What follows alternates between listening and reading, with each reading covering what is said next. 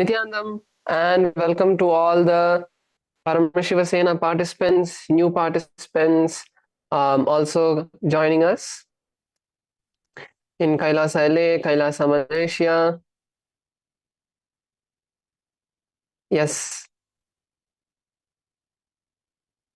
Can we all get seated and settle down?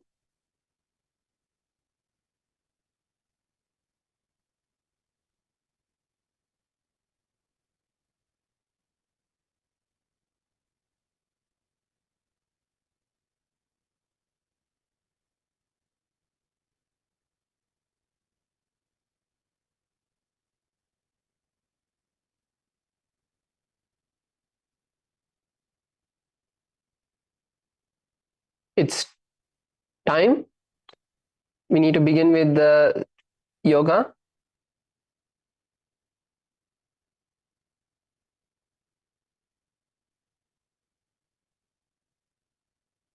Please settle down.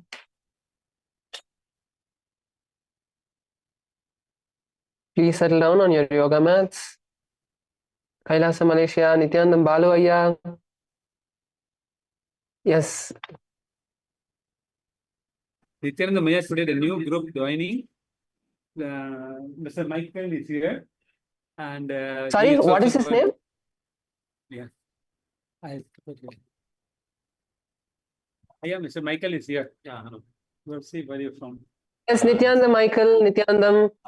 So really happy for you joining the Paramashivoham program, and today we'll be starting with the Sadguru and then starting with the Pratama Vinyasa Krama and giving you a detailed understanding about all of the components of the yoga.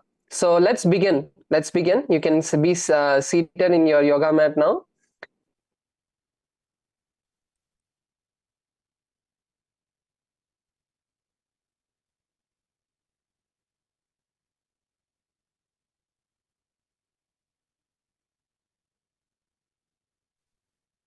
Yes, let us all settle down in our yoga mats.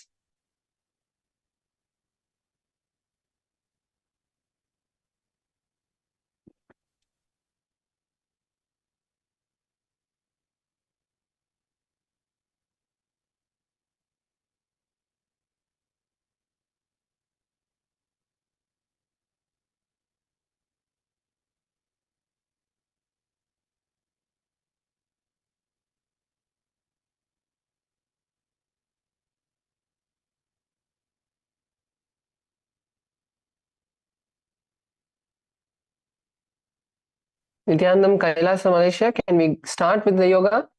Female sign. Is everyone settled down? Can just give a thumbs up.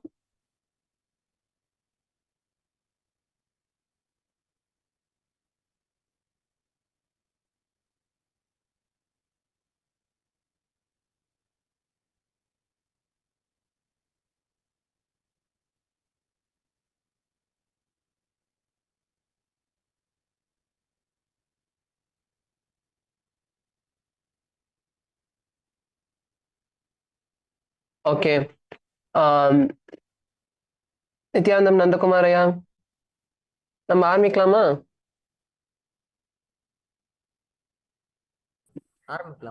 Nithyanandam வந்துக்கோங்க, நம்ம ஆரம்பிச்சிடலாம். So now let us begin the Nityananda yoga. Please sit with your head, neck and spine in a straight line and close your eyes.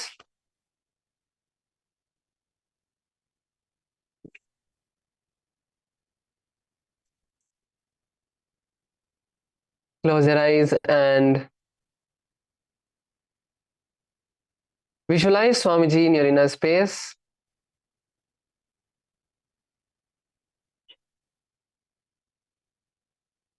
Bring your hands together in front of your heart center. Take a deep breath and let us begin with the Sadguru Vandanam. Nityanandam Paramasukadam Kevalam Jnanamurtim Dvandvatitam Gagana Sadrisham Tattvamasyadilaksham Ekam Nityam Vimalamachalam Sarvadi Sakshibhutam Bhavatitam Trigunarahitam Sadgurum Tam Namami. Next, we'll be chanting the Shiva Mula mantra 11 times internally. You can follow along internally if you know the mantra. Otherwise, just sit in a meditative space. Om Ham Haum Shivaya Namaha. Om Ham Shivaya Namaha. Om Ham Haum Shivaya Namaha. Om Ham Shivaya Namaha. Om Ham Shivaya Namaha. Om Ham Shivaya Namaha. Om Ham Shivaya Namaha. Om Ham Shivaya Namaha. Om Ham Haum Shivaya Namaha. Om Ham Haum Shivaya Namaha. Om Ham Haum Shivaya Namaha. Now you can all slowly open your eyes. So next, we'll be moving into the ritualistic cleansing process, which is the Tatwa. Before that, KAILASA LA, could you please zoom in to the participants? If more participants join, you can zoom out later. Can you zoom into the participants for now?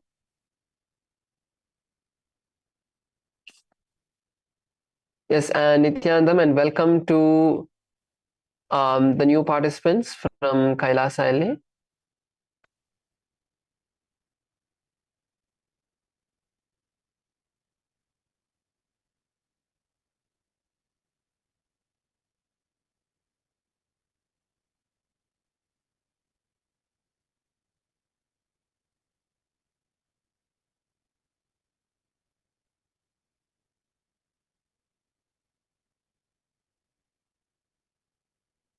So now let us begin with the Tatvachamanam.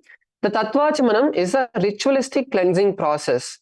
So apart from cleaning our physical body, we also clean our inner space and the various components of our body, like as there are 7 different bodies that we have, 7 different layers of our body. So cleaning all of them as well through this Tatvachamanam, through this ritualistic cleansing process is what we are going to be doing now. So we'll be taking you step by step in the various mudras, the various hand gestures, and the mantras that you would need to perform during this Tatvachamanam.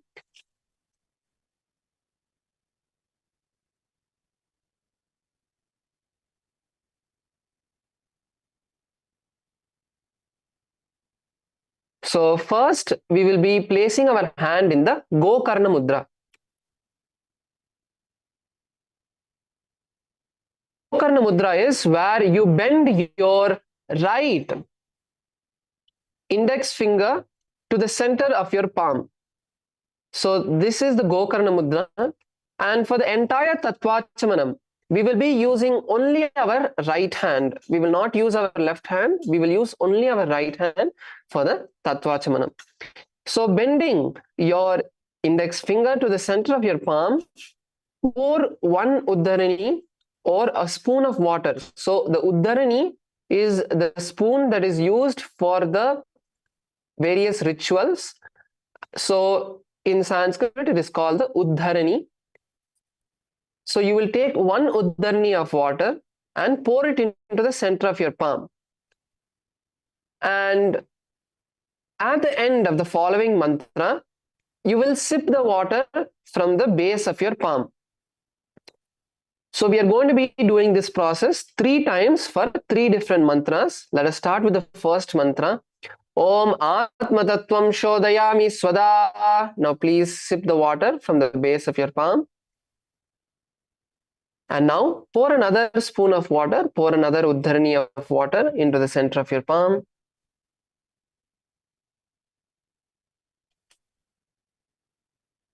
And drink it at the end of the following mantra. Om Vidya Tattvam Shodayami Swada. Please drink the water from the base of your palm. Now pour a third Uddharani of water, pour a third spoon of water into the base of your palm and drink it at the end of the following mantra.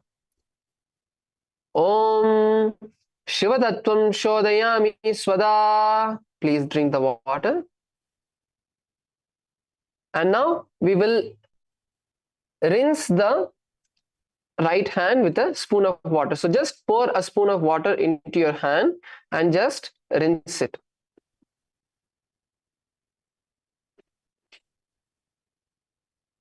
Yes, Nityanandam, Kailasa, LA male team, we have 2 more new participants. And we have a few more female participants as well. Nityanandam, and welcome to the Paramashivoham program. So we have just begun the Nityananda Yoga, and we are going over the ritualistic cleansing process in the Nityananda Yoga. So we'll be guiding you every day on how to perform this. So even if today you're not able to perform it, it's fine. Now we'll continue with the Tatwa Chamanam, the ritualistic cleansing process. So now once you have rinsed your right hand, now with the base of the right hand thumb, from the right to left, 2 times you're going to wipe the upper and the lower lips. Om Ham Hridayaya Namaha.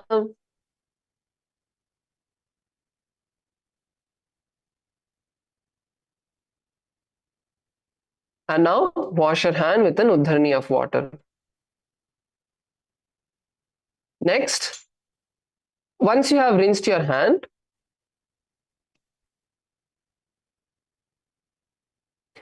with the index, middle and ring fingers of your right hand, you will touch the upper lip and the lower lip. So touch the upper lip and lower lip once. And then you can wash your hand, rinse your hand with an Uddharani of water, with a spoon of water, rinse your hand.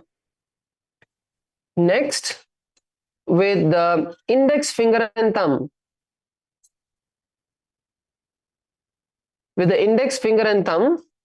touch the right side of the nose and then the left side of the nose.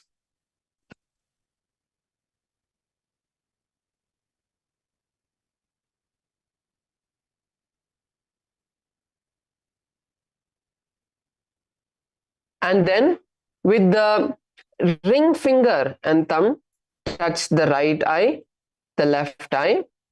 And then with the same ring finger and thumb, touch the right ear and the left ear. Now once again, wash your hand with an Uddharani of water.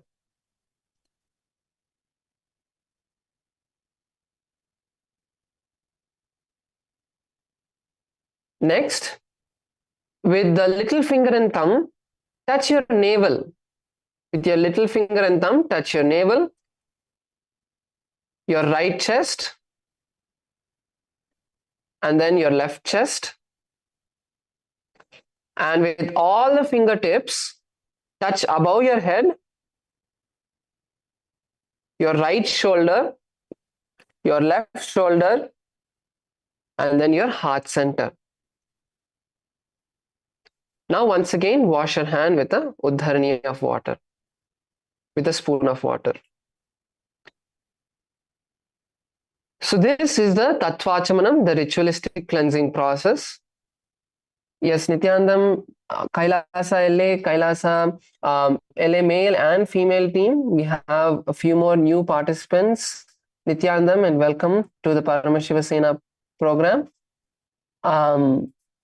We are now performing the Nityananda Yoga. We are performing the Nityananda Yoga. So, as part of the Nityananda Yoga, there are various parts before we begin to prepare ourselves. So that is the process in which we are in.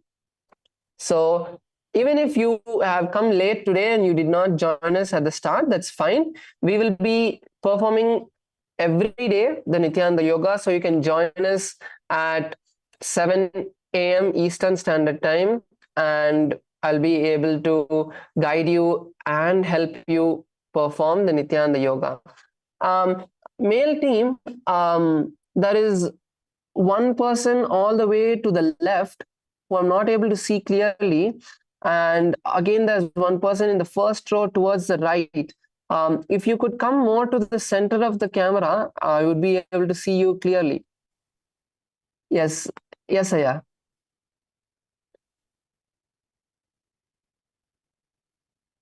Yes, thank you. Thank you so much.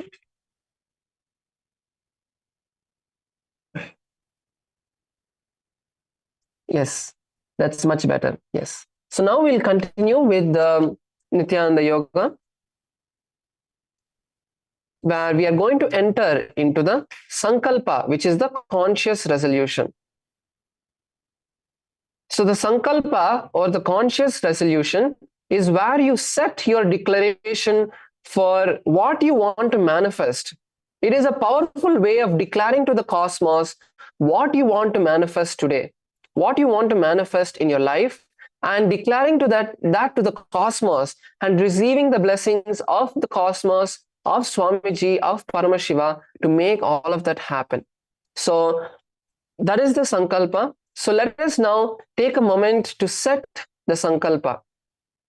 So first is visualize what you want to manifest in the aspect of the Nityananda Yoga today, in the aspect of your health, in the aspect of any part of your life.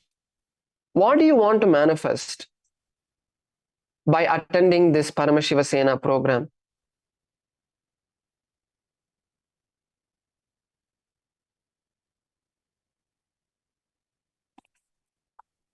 The Nityananda Yoga that we are going to be performing, it is not just actually for health as generally what it is told outside, but rather there are various other components that are there as part of the Nityananda Yoga. So once again, this is Sundareshwara Maharaj here, and would like to welcome all the Paramashivoham new batch participants who are joining in today. Thank you all for joining in. Glad to have you all. And what we are going to be looking at is something different. How many of you here have been doing Nityananda Yoga earlier? Even before, at your house, you've been practicing Nityananda Yoga. Can you raise your hands? Oh, wow, that's a good number of people. Great. How many of you, this is first time? You're doing it for the first time, or you have done it earlier, but not very frequently, just now and then. Can you raise your hands? Okay, good. So for either group, whether you have been doing it consistently in your house or in your place, or you're doing it for the first time, this is going to be a different experience that we are going to be having. And the reason is that we are going to be doing it slowly. We are going to be helping you go through the various parts or the various components of yoga. If you actually see the Nityananda Yoga, one of the important components is that Paramashiva himself has declared, has revealed about all of these various yoga asanas which are there. And there are 12 components to the yoga. We'll be looking at what each of those components are. So what exactly happens is that among all these 12 different components, we'll be learning how to do each of them, how to be a part of it. And that kind of fills the entire yoga, giving us a complete experience. So yoga is experiencing oneness with Paramashiva.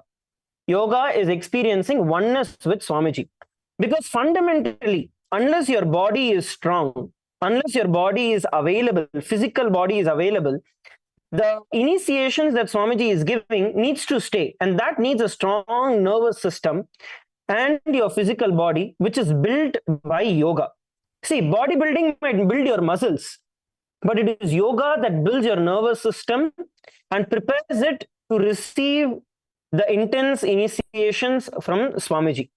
And especially the entire Paramashivoham program is going to be a very personalized program where Bhagavan will be interacting with every one of you.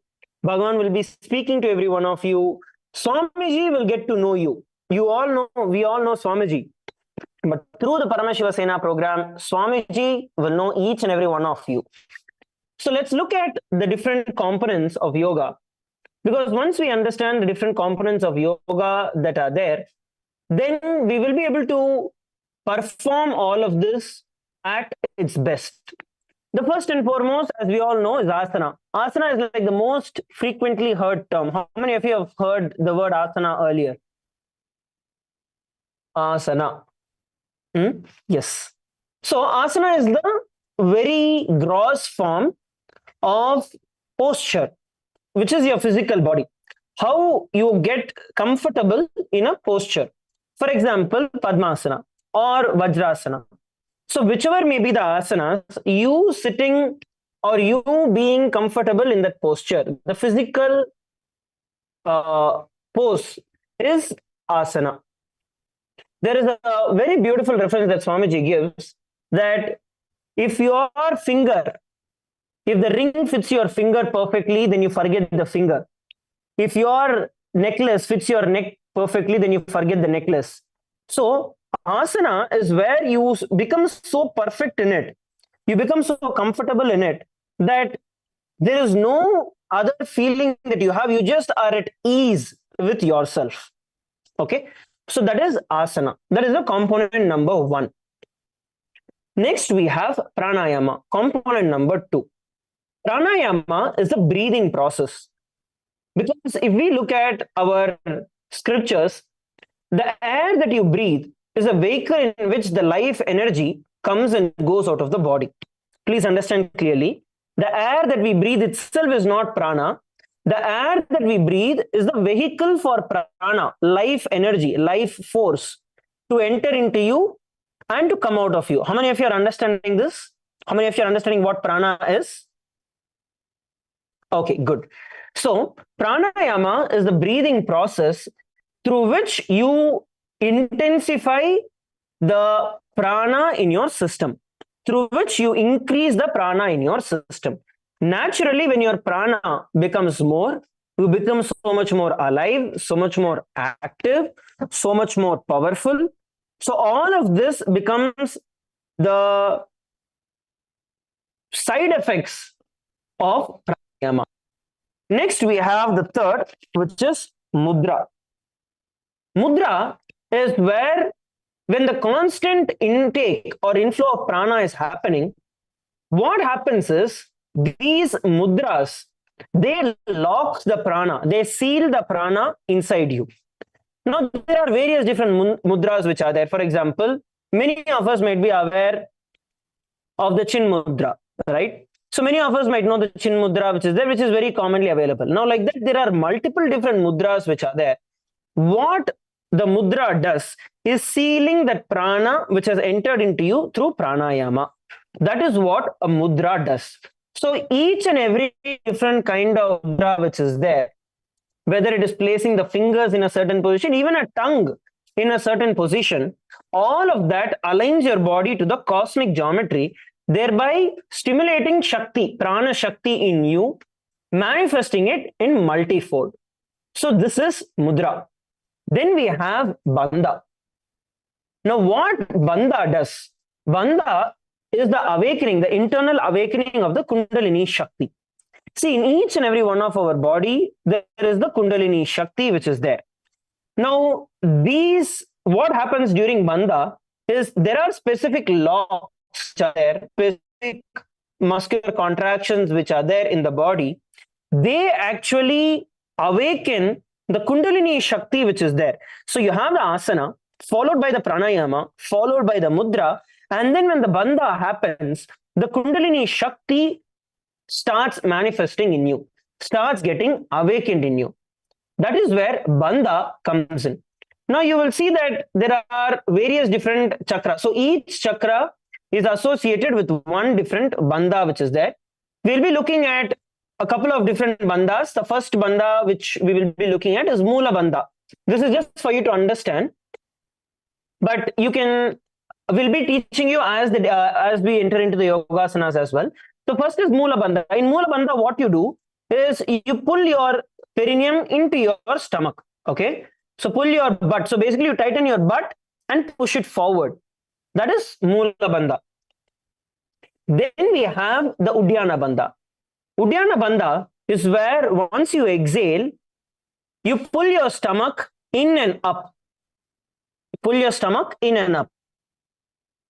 Okay. So this is Uddiyana Bandha.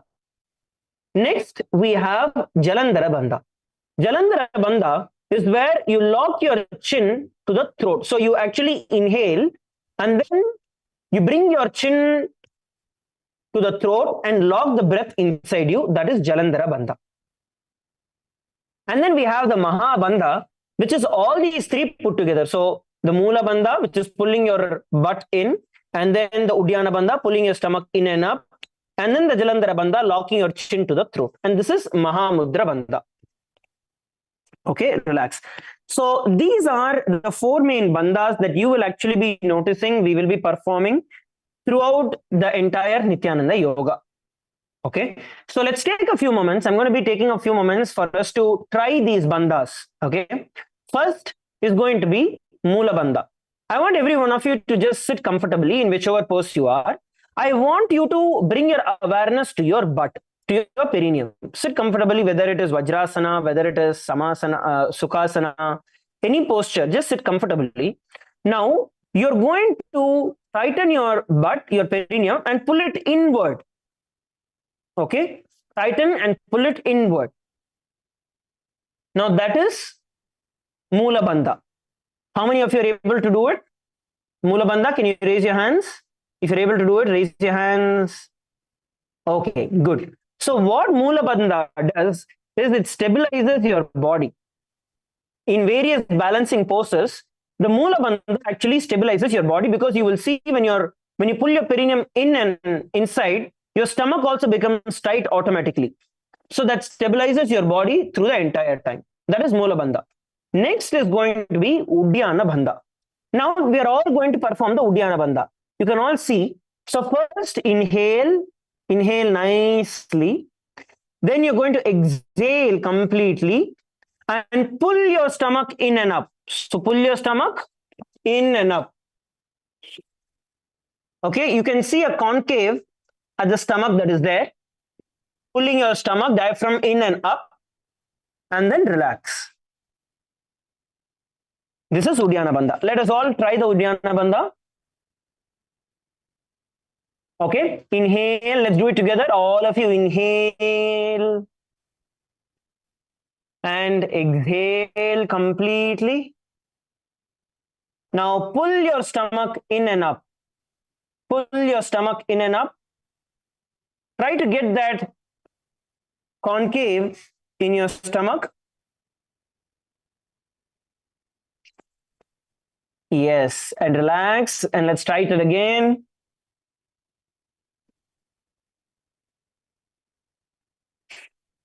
Pull your stomach in and up.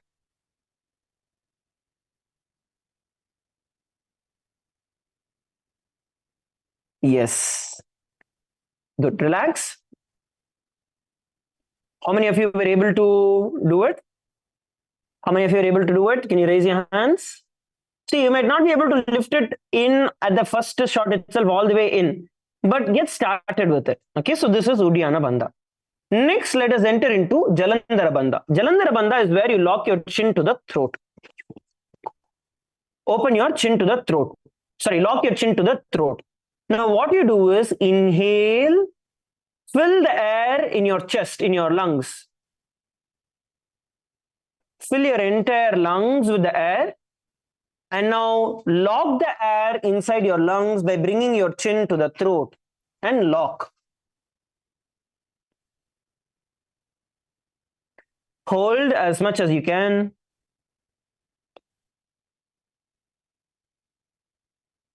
Hold as much as you can and then slowly relax by unlocking your chin and exhaling slowly. Let's repeat this again. Inhale nice and deep and lock the breath inside your lungs by pulling your chin to the throat.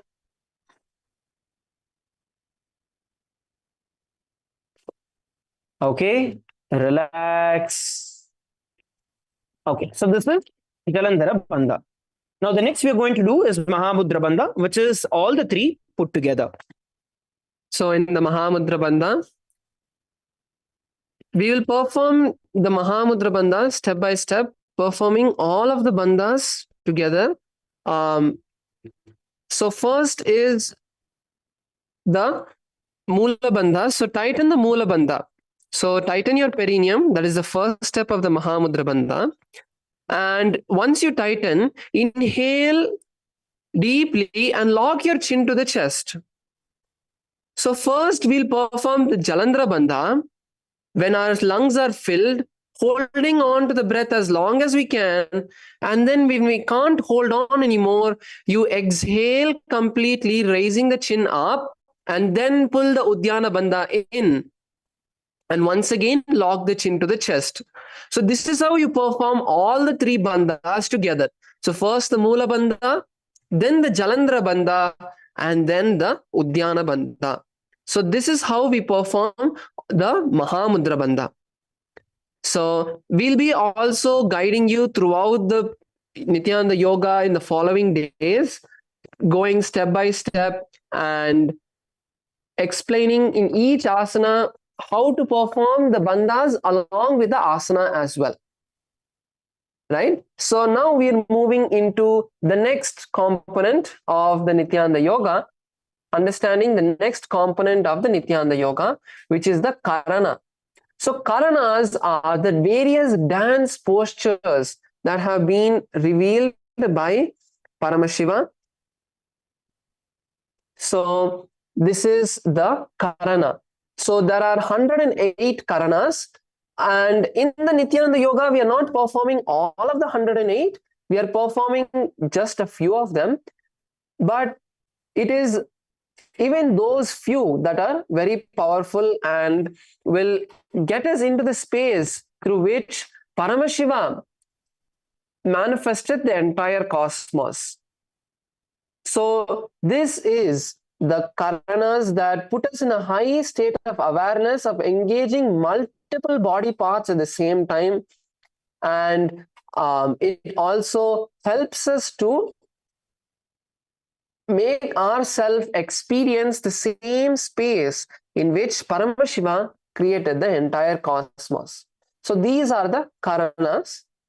The next is a very important component, which is the visualization.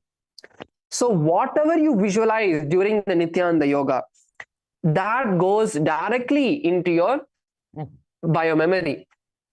So whatever you visualize in your inner space goes directly into your muscle memory, biomemory when you perform the Nityananda Yoga. So it is very important that you visualize and you at least try. Maybe you might not be able to control your mind completely, but at least you try to visualize the various components you to visualize. So that normalize the which is not completely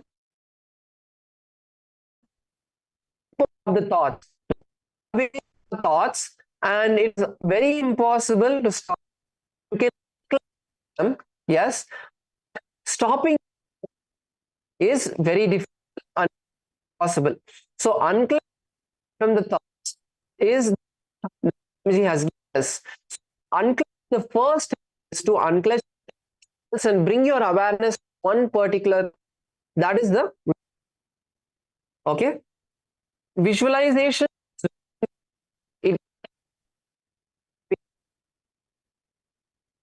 The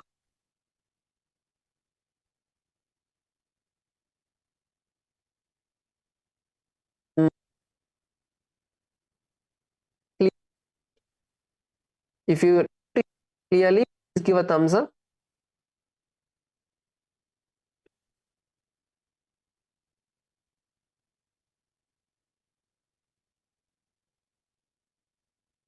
If you are not able to hear me clearly, please give me a thumbs up. Kailasa LA, male and female team. If you are not able to hear me clearly, please give a thumbs up. Okay, so you're not able to hear me clearly. Just a moment. Let me request the team to check the issue.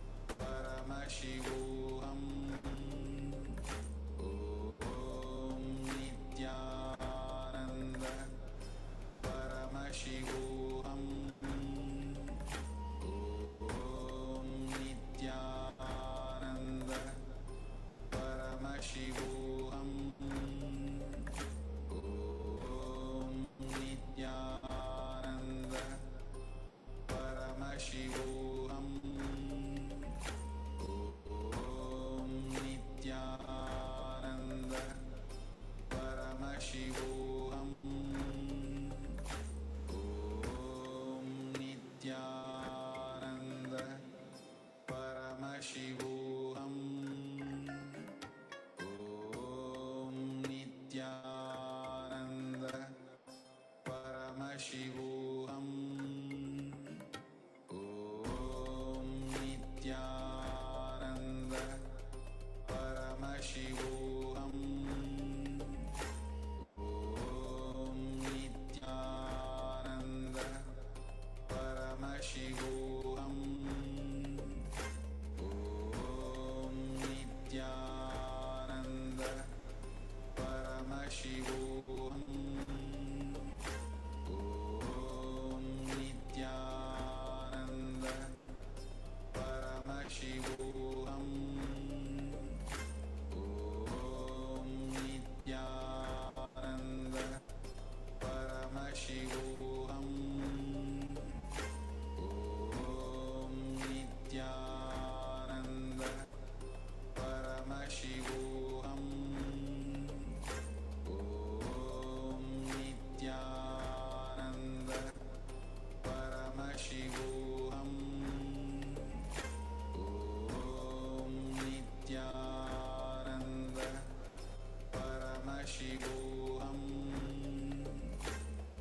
Om Nityananda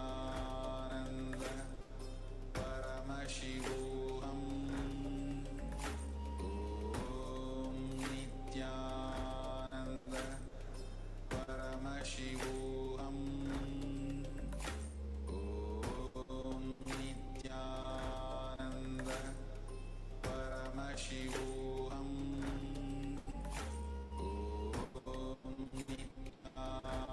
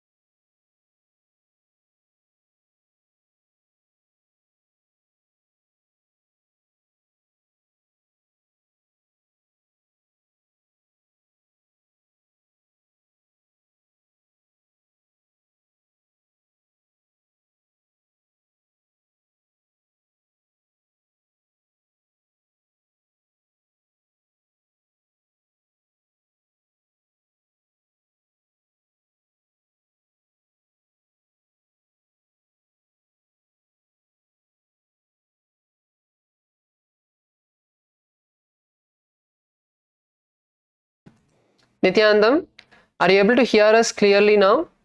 Is it better? Yes, thank you. Sorry about the technical glitch. Sorry about the delay. And let us now continue with our understanding about the various components. So we were learning about the visualization component of the Nityananda Yoga, and we saw how important it is to bring the visualization fix our visualization on the various aspects. In Sanskrit, visualization is called as bhavana.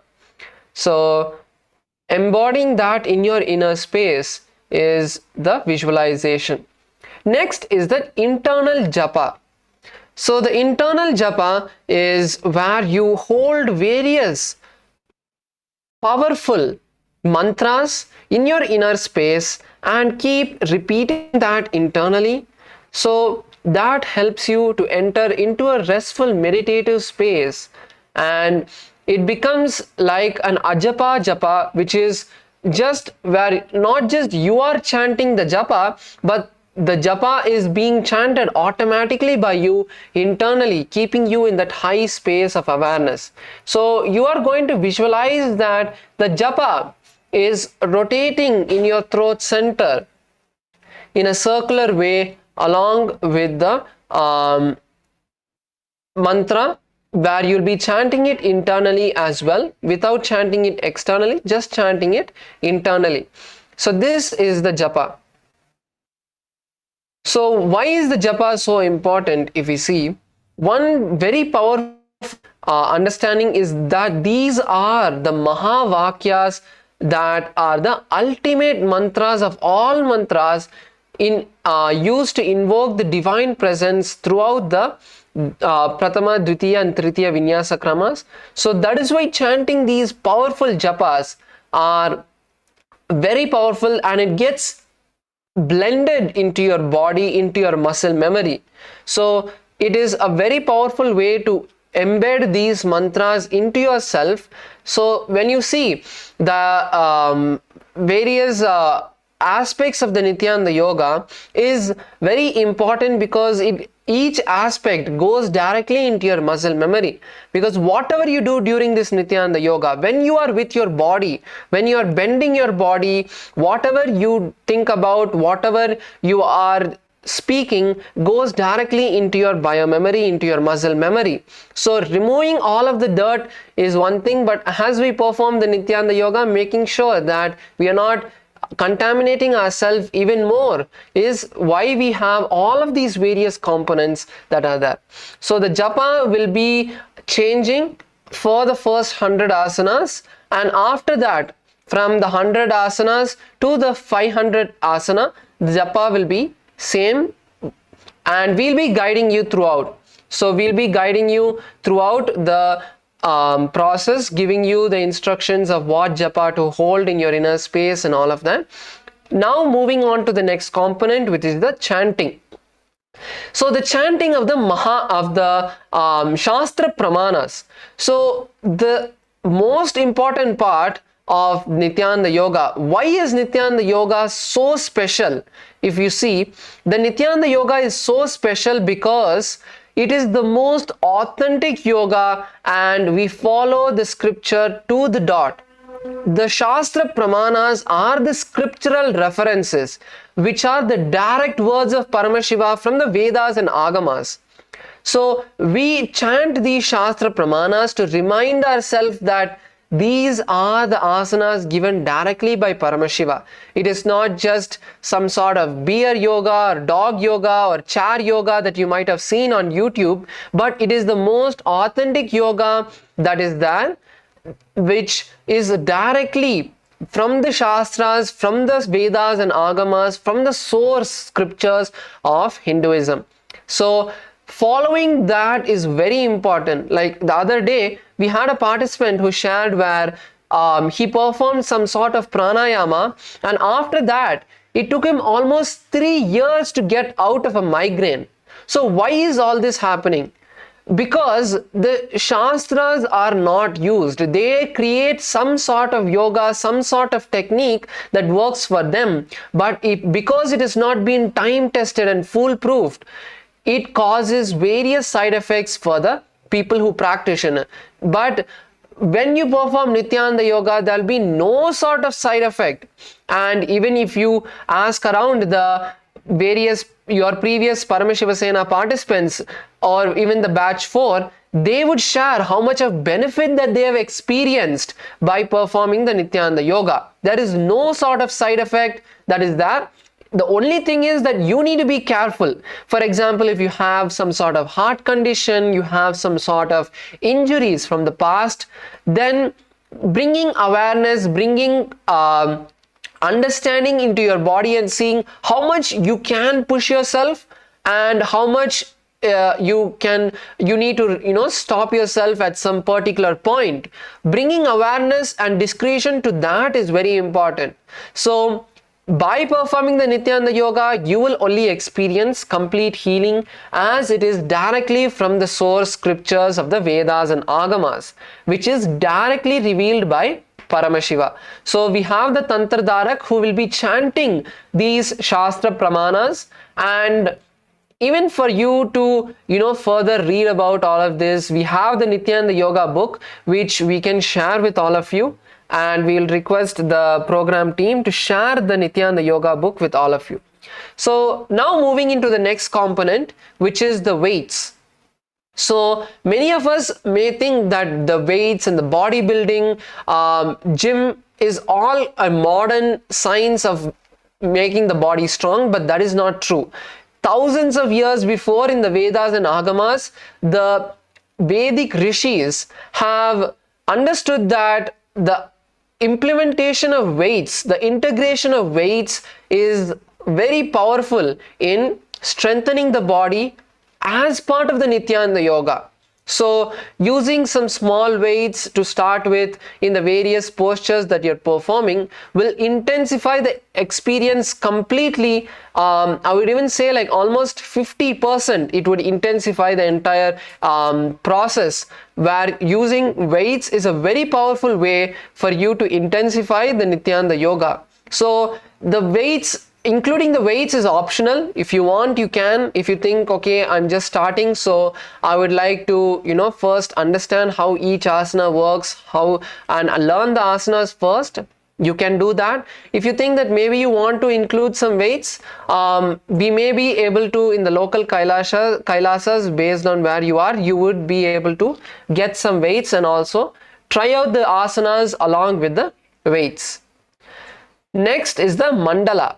So the mandala is a subtle component of the Nityananda Yoga, where we have the various mandalas or the cosmic geometric figures.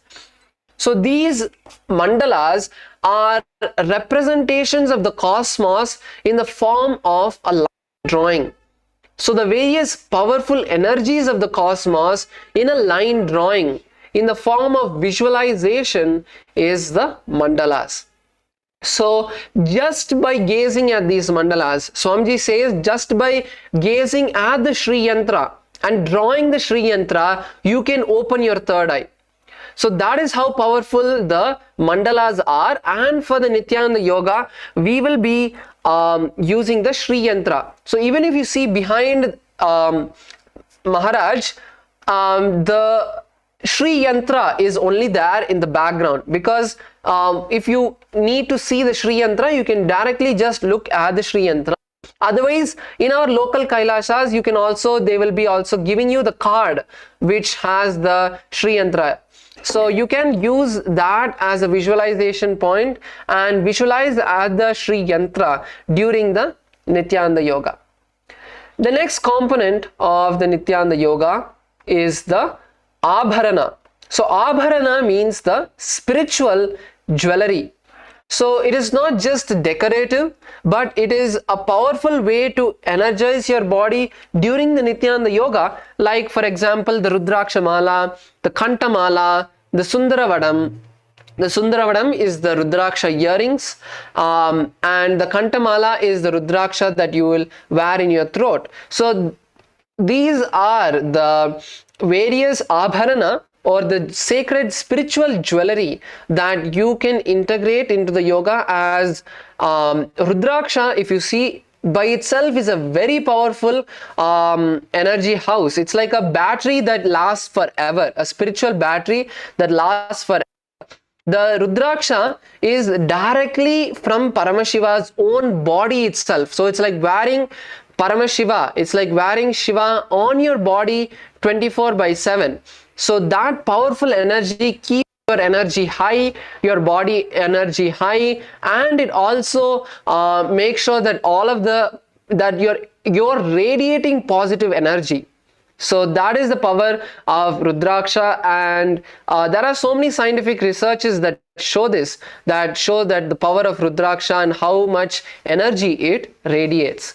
So you can get your Kantamala and wear that during the Nityananda Yoga. And finally is Aushadha. Aushadha is the sacred alchemy science from the Siddha tradition, where it combines the sacred herbs, the prana, which is the cosmic life energy, and most importantly, Swamiji's blessings. So the Aushadha are a very simple but powerful way to detox your body.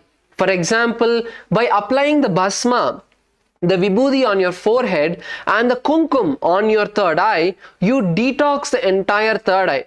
So one thing that I would like to request all of the participants to start doing is, for this next 30 days, decide to completely detox your body, and there are so many detox techniques that you'll be learning. So use all of them and see. By the end of 30 days, you will see how much your body has regenerated and how fresh you feel each day.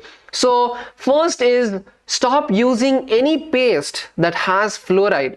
So there are many companies like Patanjali. I'm not sure in various countries what is there, but at least in some of the countries we have Patanjali or Dabur. So these kind of paste which don't have the fluoride in it, because scientifically fluoride is a neurotoxin that is going to disturb your brain and hurt your brain and your nervous system.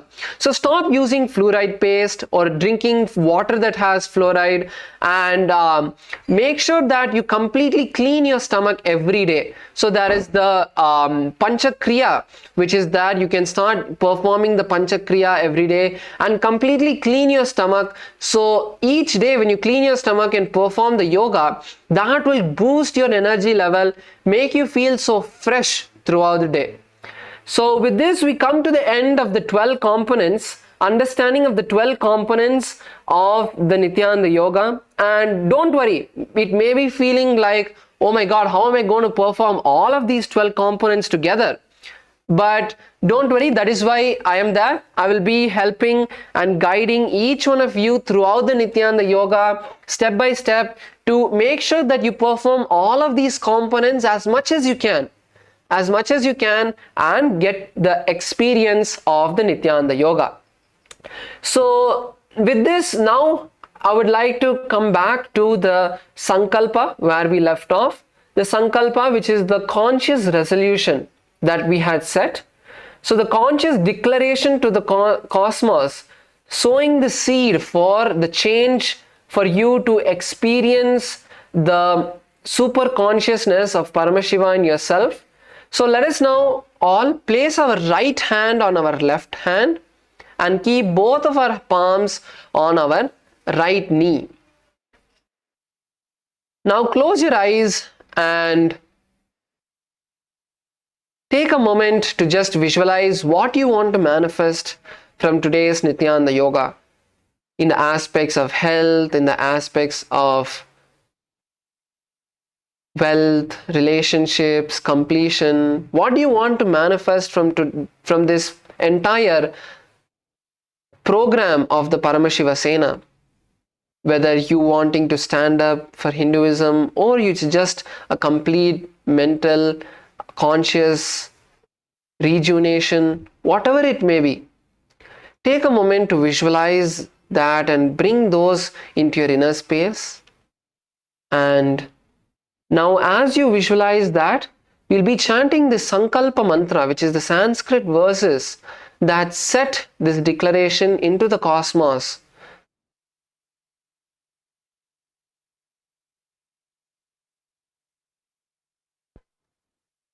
Om Mamopatta Samasta Duritakshayadvara Bhagavat Shri Nityananda Paramashiva Pretyartham Shri Nityanandeshwari Paramashiva Shakti Sameta Shri Nityanandeshwara Paramashiva Pretyartham Cha Shubhe Shobhane Muhurte Adya Brahmanaha Dvitiya Parardhe Shri Shvetavaraha Kalpe वैवस्वतमन्वन्तरे अष्टाविंशतितमे नित्ययुगे प्रथमे पादे जम्बूद्वीपे भारतवर्षे भरतखण्डे मेरोः दक्षिणे पार्श्वे शकाब्दे अस्मिन् वर्तमाने व्यवहारिके प्रभवादीनां षष्ट्याः संवत्सराणां मध्ये क्रोधिनाम संवत्सरे उत्तरायणे लक्ष्मीवेङ्कटेश्वर ऋतु मीनमासे शुक्लपक्षे चतुर्थ्यां शुभतिथौ मंगलवासरयुक्तायां कृत्तिका नक्षत्र प्रीतियोग विष्टिकरण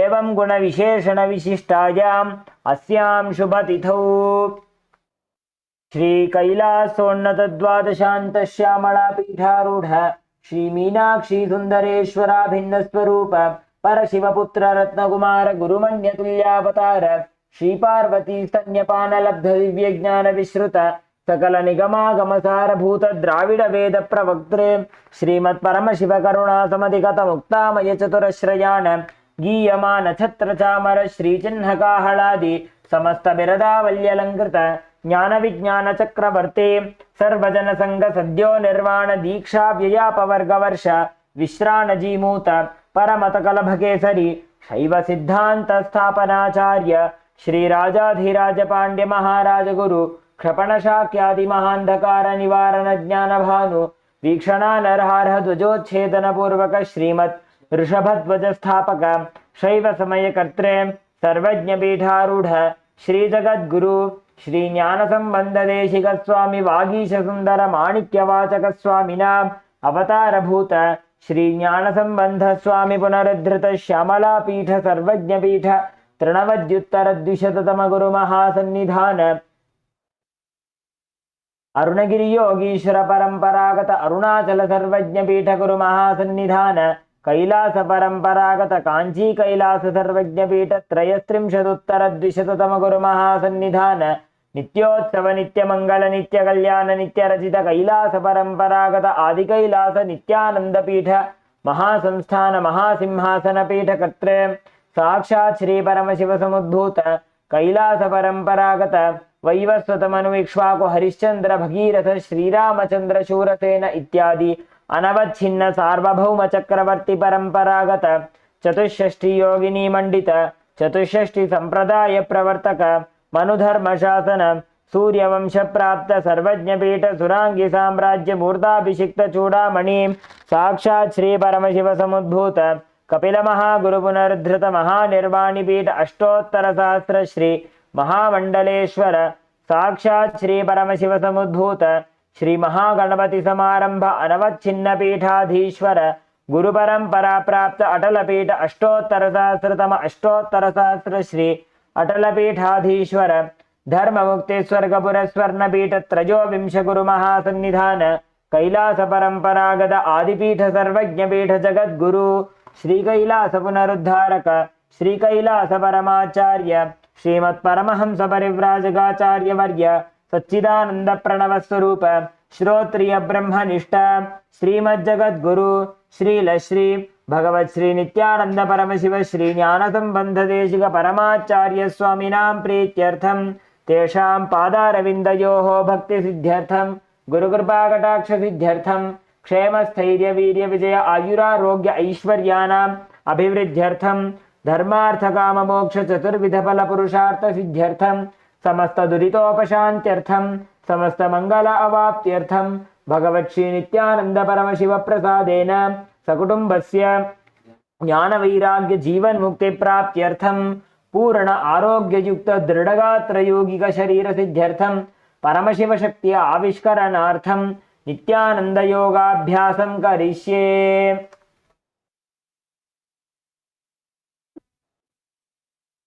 Now, please take an udharni of water and a spoon of water and pour it onto your right palm and rinse your right palm. Om apa upasprishya. Now, please keep your panchapatram and udharni aside. You can all keep your panchapatram, the water cup and the spoon aside. So, yes, with that completed, with all of the ritualistic cleansing and the process completed, let us now enter into the Nityananda Yoga, and The first asana that we'll be beginning with is Sukhasana. Sukhasana is the position in which you bring ease to your body. So sit in a cross-legged position with your legs under the opposite thighs, bringing your legs under the opposite thighs. Sit with your head, neck and spine in a straight line, and keep your hands in the Bindu Mudra. So now we will see how to integrate all of the components that we just heard about into the Nityananda Yoga. So place your hands in the Bindu Mudra, which is touching your index and thumbs and placing them on your thighs. Now in your inner space, start to visualize Paramashiva, the form of Shiva in your inner space.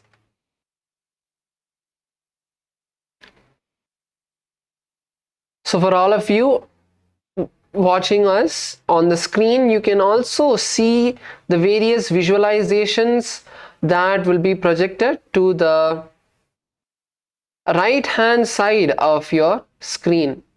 So right hand top corner will be the visualizations.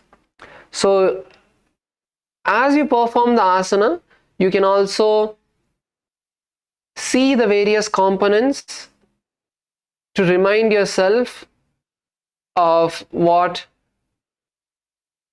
visualization to hold, what pranayama to hold, what japa, what bandha, all of the components. So first we have the mudra, which is on the right hand bottom, and then the visualization of Lord Shiva, which is on the top, and on the left side we have the legend, we have the pranayama, the bandha and the japa. So the pranayama that we will start with is the samana kumbhaka. So the samana kumbhaka is a very simple pranayama where you inhale deeply, hold the breath for a moment and internally visualize the jataragni, the gastric fire raising in your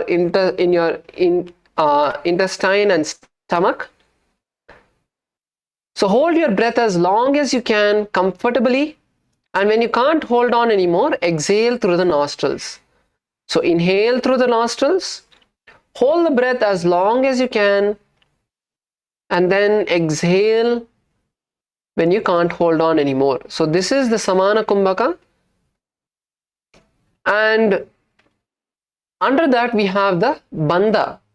The bandha is the Mahamudra bandha, where we'll perform all the three bandhas together. So inhale through the nostrils and perform the Mula bandha, tightening the perineum. And as you inhale, lock your chin to the chest and hold your breath as long as you can in the Jalandhara bandha. This is the second bandha of the Mahamudra bandha. And then finally exhale when you can't hold on anymore. Exhale and pull the stomach in and up nicely and stay there for a moment. And then when you can't hold on anymore, again inhale through the nostrils. So this is how we perform the bandha and the pranayama along with the asana.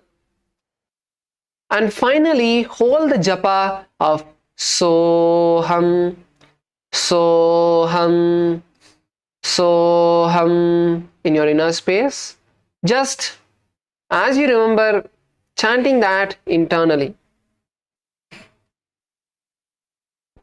Tatsukhasanamityuktam ashaktatsamacharet asanam vijitam yena jitam tena jagatrayam. Yes, so this was the Sukhasana. Now we move into the next asana, which is Parvatasana. So in Parvatasana, now all of us can stretch our legs in front and cross your legs, bringing the feet onto the opposite thighs in Padmasana. So if you can perform the Padmasana where you cross your feet onto the opposite thighs. So if you cannot cross your feet into your opposite thighs fully, then place one foot alone on top and the other foot under in Ardha Padmasana.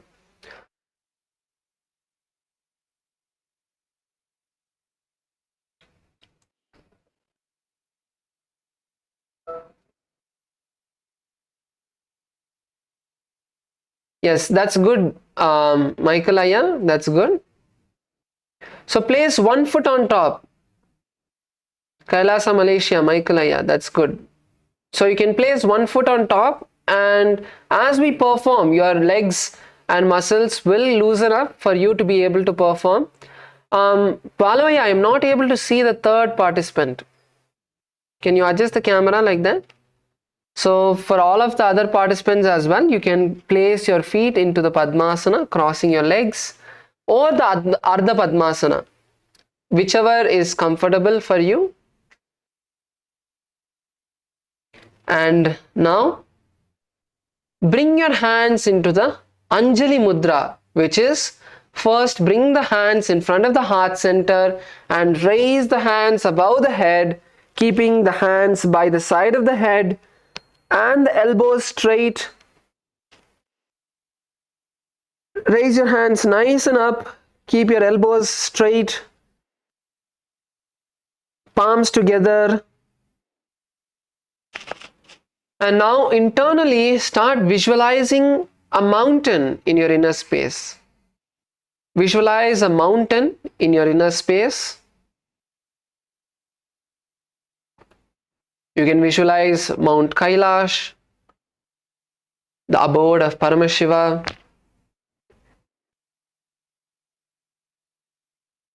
And next, once again, we are going to perform the Samana Kumbhaka in this asana.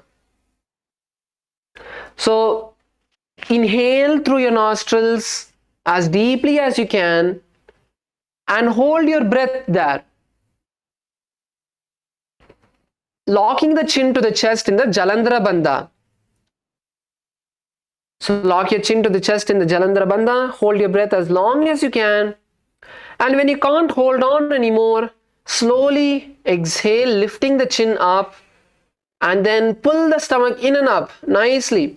So only when you're completely exhaled, you'll be able to pull your stomach in and up. As much as you can, pull your stomach. And then when you can't hold on anymore, again inhale through the nostrils and repeat this cycle. So this is how we perform the Samana Kumbhaka, the Pranayama, along with the Mahamudra Bandha. And finally, continue to chant the japa, Soham, in your inner space.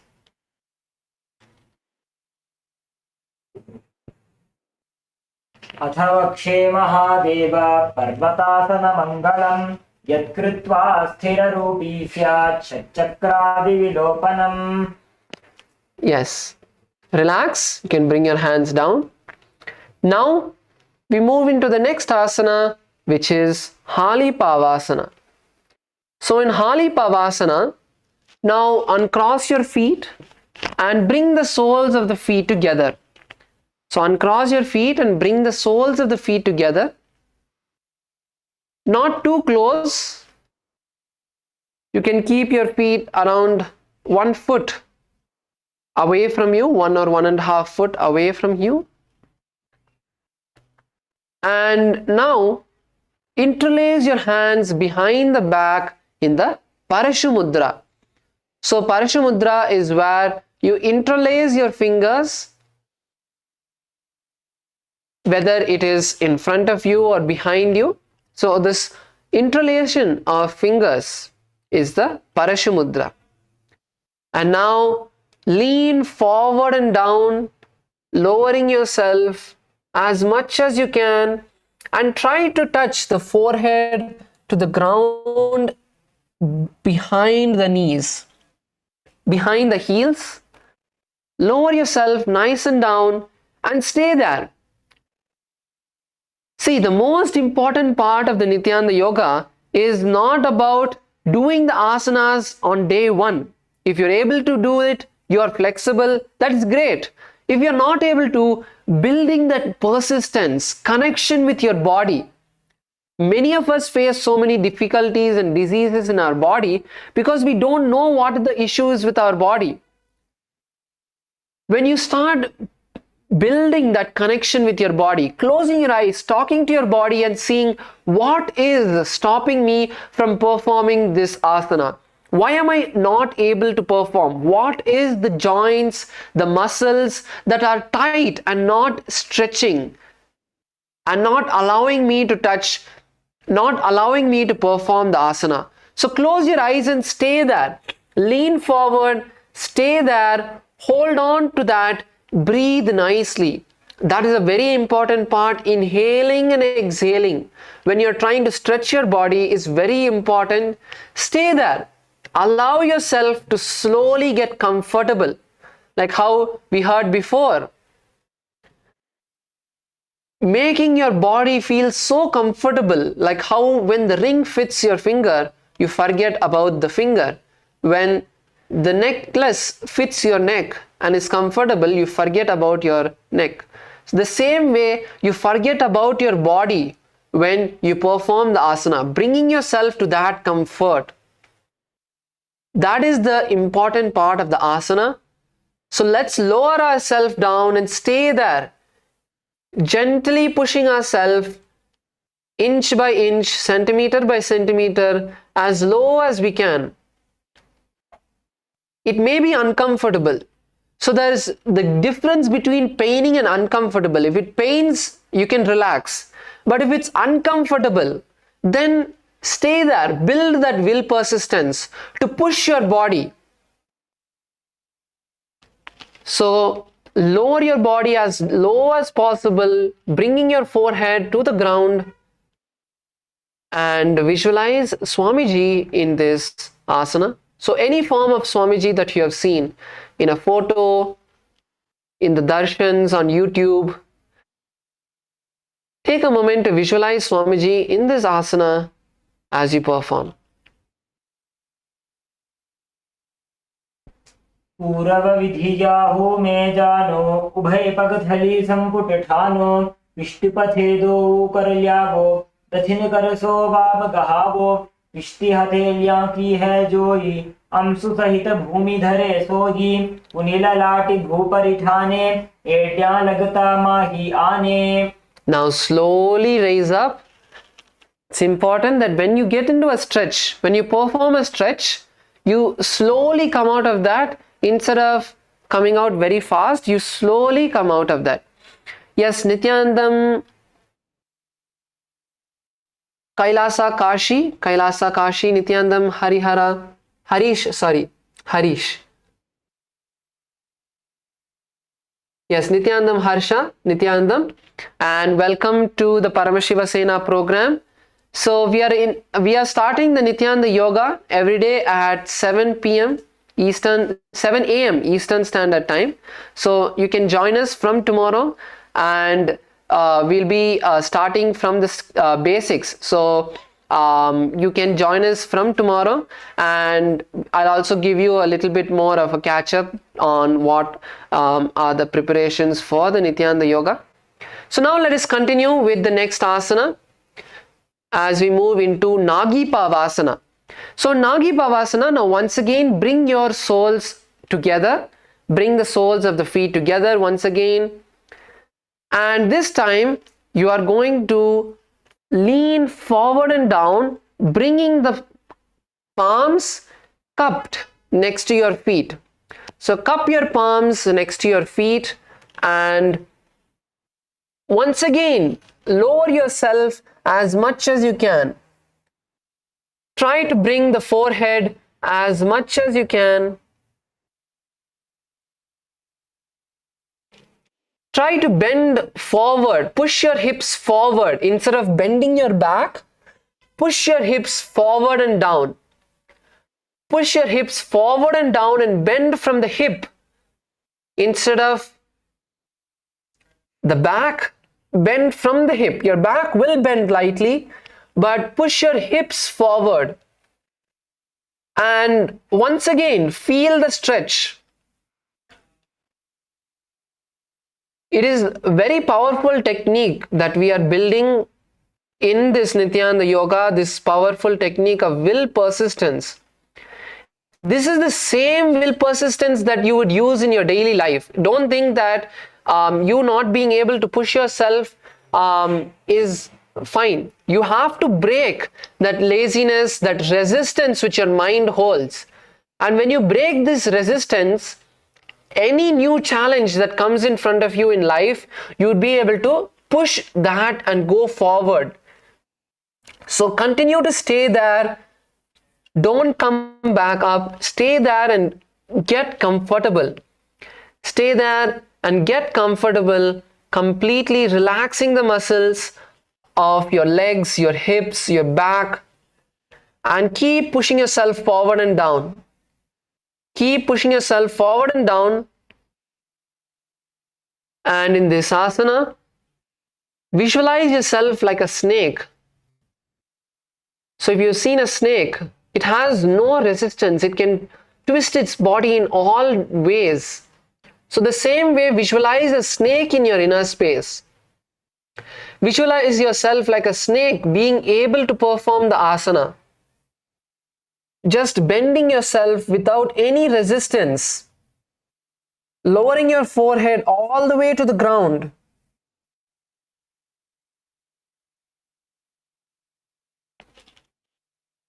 पूरव विधि पर्यागाने नीचो हौवे कहूनि फणास्यो लगाई हाथ आगाने धरती लगावे पसारी दो हाथ की अंजुली करे भूयडी परि लगावे दृष्टि नासा अग्र आसन को गुण शरीर बथा जाई.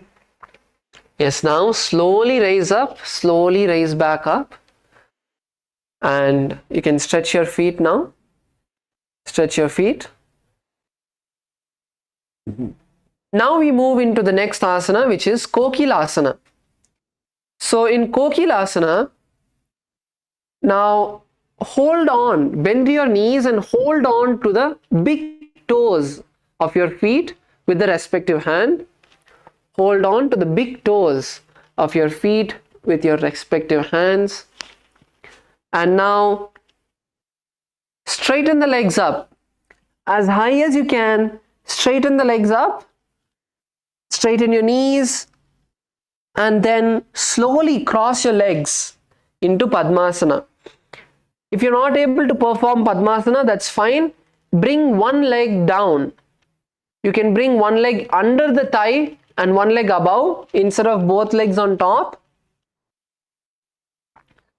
So you can bring one leg down and one leg on top.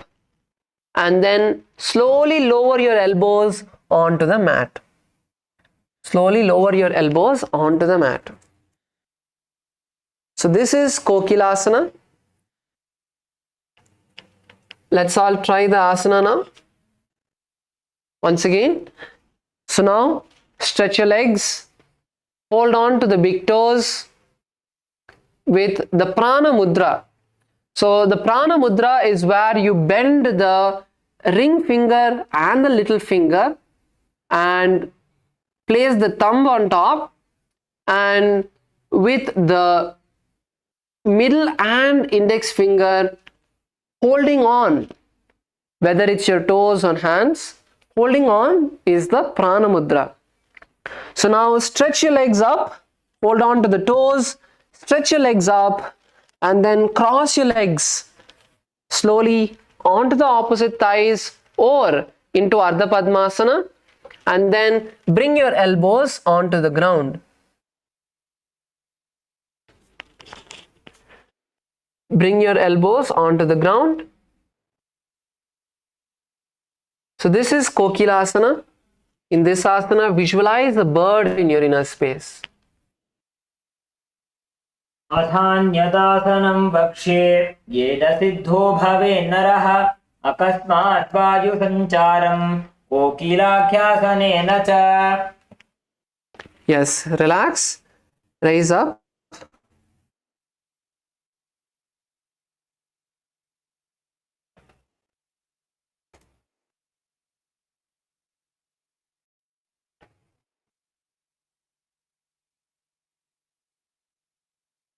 And now we move into the next asana, which is Neti Asana. So now in Neti Asana, bring one leg down and one leg on top, stacking the knees, stacking the calves one on top of the other, stacking the feet one on top of the other. So your ankle will be on top of your knee.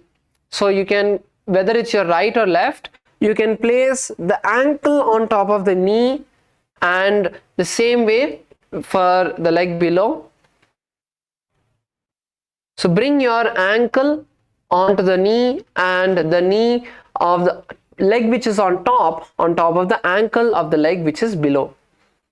So stacking your legs, now hold the opposite elbows. Whichever hand you want to hold, whichever is comfortable is fine.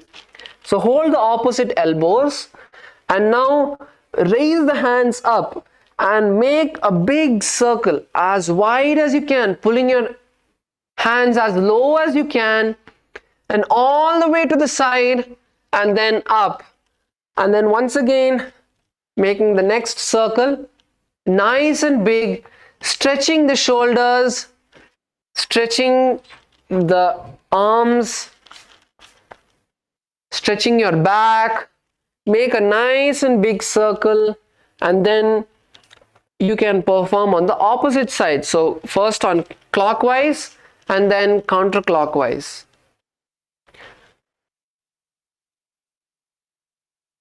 Nice and big circle.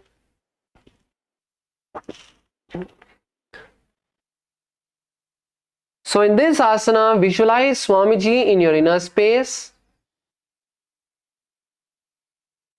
and gaze to the tip of your nose. So gaze to the tip of your nose in this asana. Fix the gaze on the tip of the nose and perform the Mahamudra Bandha along with the Samana Kumbhaka. So once again in this asana, as you're rotating your hands, inhale through the nostrils and tighten the perineum, tighten the Mula Bandha, tighten your buttocks and lock your chin to the chest.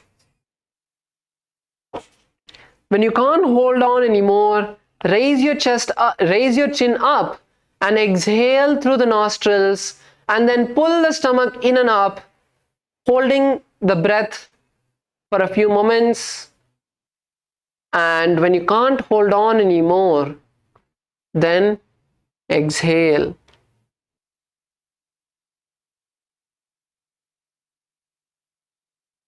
So perform the Samana Kumbhaka along with the Mahamudra Bandha and continue to chant the japa Om Soham inside. घोड़ा बाबा पाद की आशमा हिली सोय दथ चरण को बार लौता परिगुल्फ समोय वाम पाद को महिलौ बहुरौ Gulf जान ता परिघोड़ा दछ की आश बार ली ठान. Yes, relax. And now we move into the next asana, which is Gajasana. So now we are going to come on to our hands and legs. So let's all come up onto our hands and legs, bringing the palms and the feet onto the ground. Now, the focus of this asana are two mainly. One which is bringing the soles of the feet all the way to the ground. So try to bring the soles of the feet all the way to the ground, and you can walk your feet a bit closer or further away. Kailasa LA female team, the Ma in the second row, gray color mat. Ma, you have to come onto your hands. Okay, you're on your hands only. I thought you were placing your forearms as well. Okay, that's fine. Yes. So come on to our hands and feet and try to stretch the calf muscles and lower the heels to the ground. Lower the heels to the ground. And the next is moving the body down and up. So you will, from this position, lower your body as low as you can, bringing your forehead towards the ground, not the entire upper body, but just the forehead. Bringing the forehead and going as low as you can and then raising up.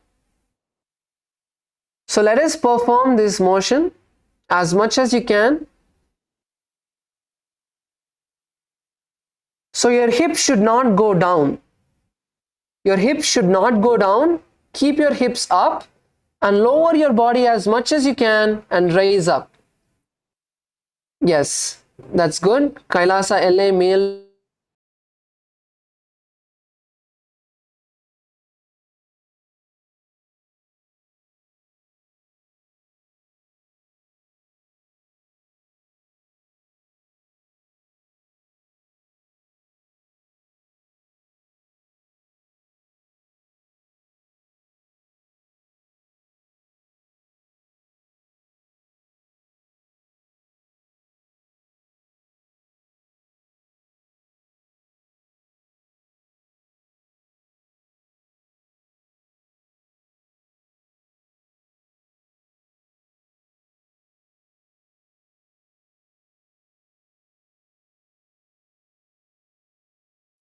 That will help you to raise the body a bit more easy.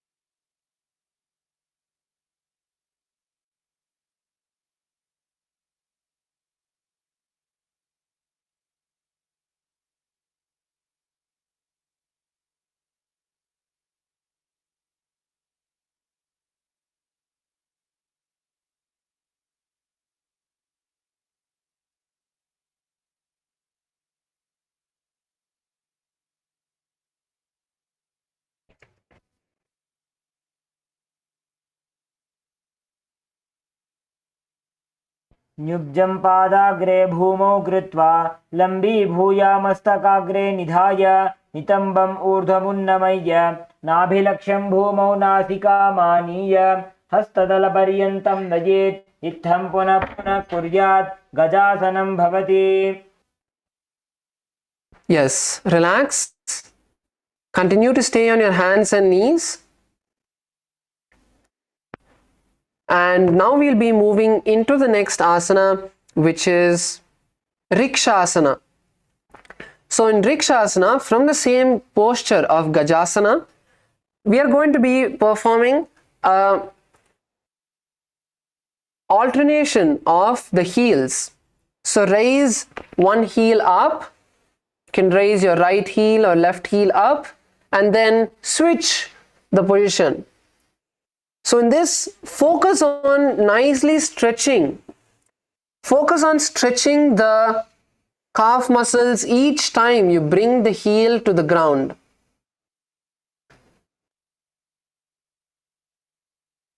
Each time you bring the heel to the ground, focus on stretching.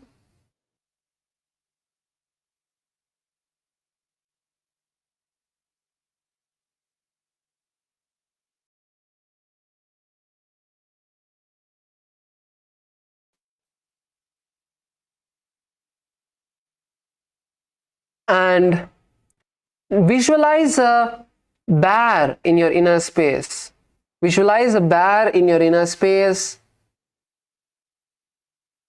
and focus on the breath.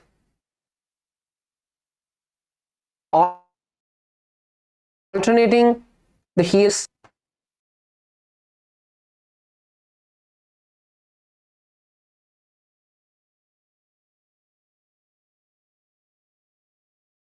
Shasanam bhavati.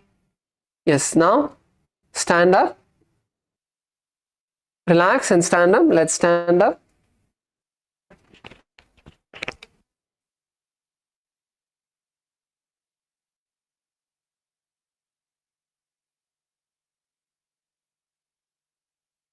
We move into the next asana, which is Vaishyasana. So in Vaishyasana, now you're going to bring the hands to the heart center in the Hridaya Mudra.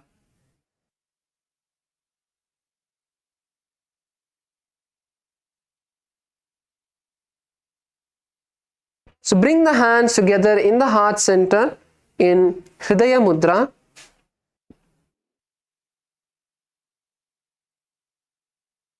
Bringing the index, middle and ring fingers touching the heart center. Not all the fingers, but the index, middle and ring fingers. Bring the feet together and raise on to the tip of your toes. Raise on to the tip of your toes.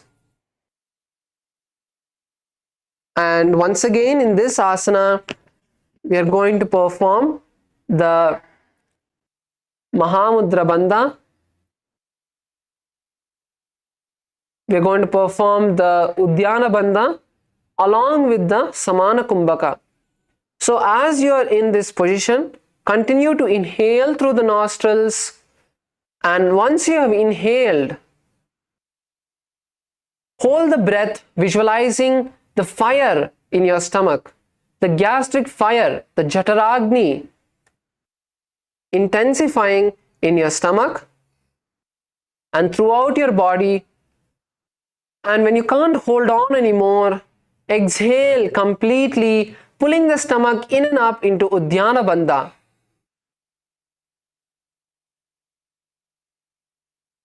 As much as you can, pull your stomach in and up into Udyana Bandha and stay there for a moment. And when you can't hold on anymore, exhale. So as you perform this asana, visualize Swamiji in your inner space.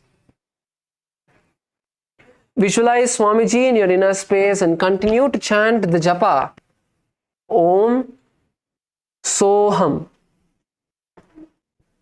केशेन पादयुगलं बद्ध्वा तिष्ठेदधोमुखः अथ वैश्याः वक्षे यत्कृत्वा सत्यवान् भवेत्.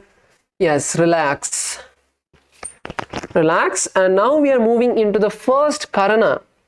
As we saw, the various Karanas which are going to be part of the Nityananda Yoga. So now we are performing the first of these, which is the Urdhva Janu Karana. So the first step of a Karana is the Araimandi.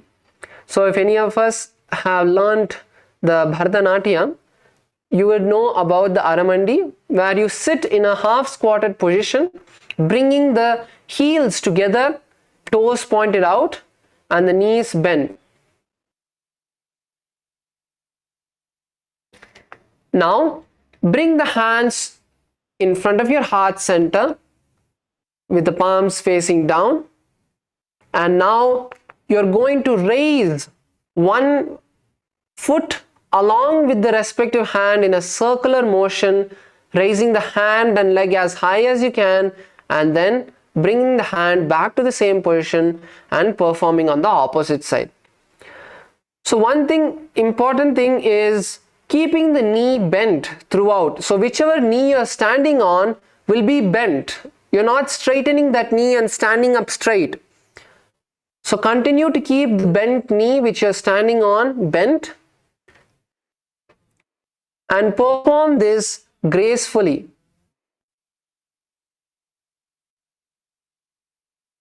Yes, relax. Relax. Now we move into the next asana.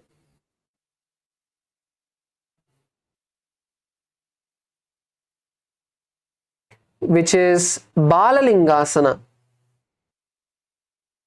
So in Balalingasana, we are now going to stand on one foot. So you can choose either your right or your left. Stand on one foot and raise the opposite foot up, nice and high, and interlace the fingers from the inside out into Sarvava Shankari Mudra. Interlacing your fingers from the inside out into Sarvava Shankari Mudra. Hold on to the knee. So a few things that you need to bring your awareness to here is, first is hold on to the knee. Hold lightly below the knee so that you can pull your leg all the way to the chest. So pull your leg all the way to the chest,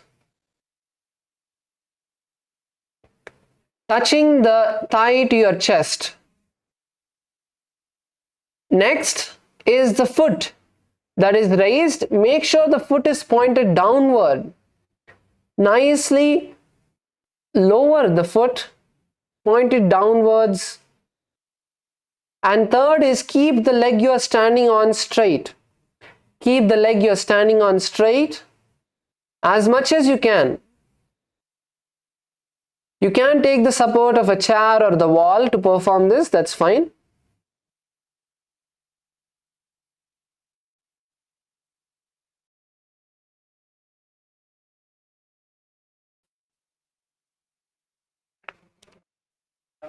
So you can use the support of the wall or a chair to perform this. And visualize you're holding a baby in your inner space. Visualize you're holding a baby in your inner space.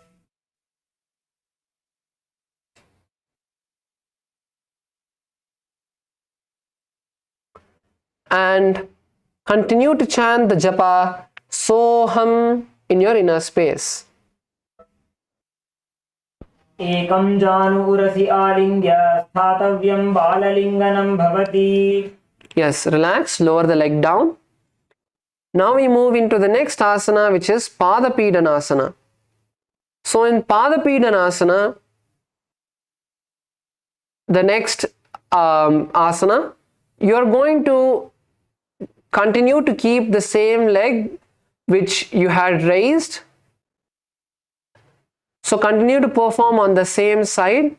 So let us keep that we had performed on the right side. So once again, raise the left leg up. Raise the right leg up and pull it towards your buttocks. And hold the leg with both the hands in Parashamudra. So hold the leg behind in Parashamudra. So to bring balance, a powerful technique which is there in the yogic tradition is the drishti, gazing at a drishti point. So gaze at a point which is there far away from you, which is stable,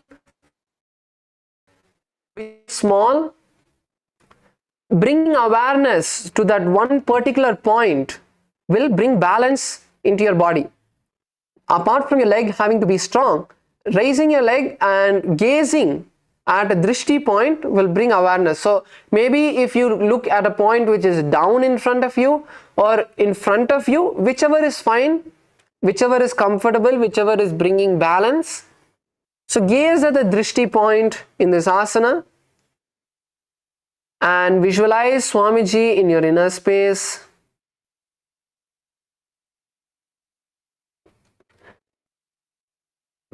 Bring the knees together.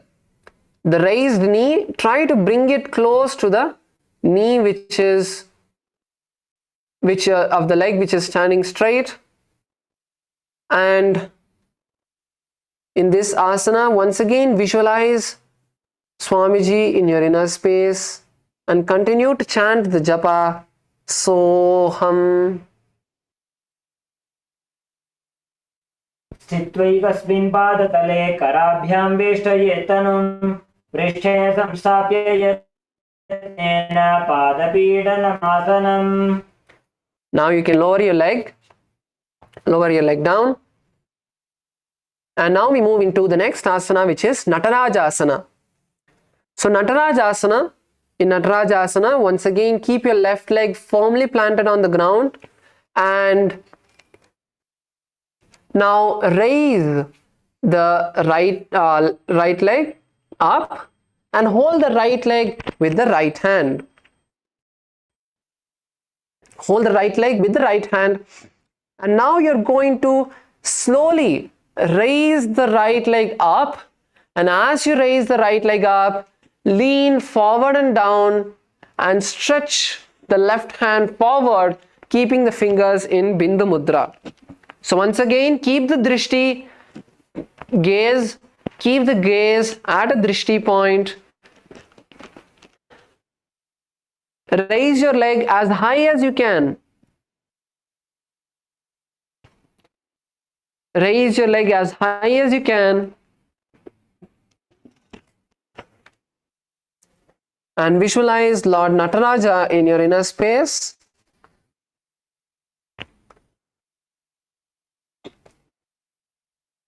Yes, that's good. Kailasa LA male team. That is good. Female team, good. Kailasa LA female team, that's good. Come on, let's stay for a few more moments.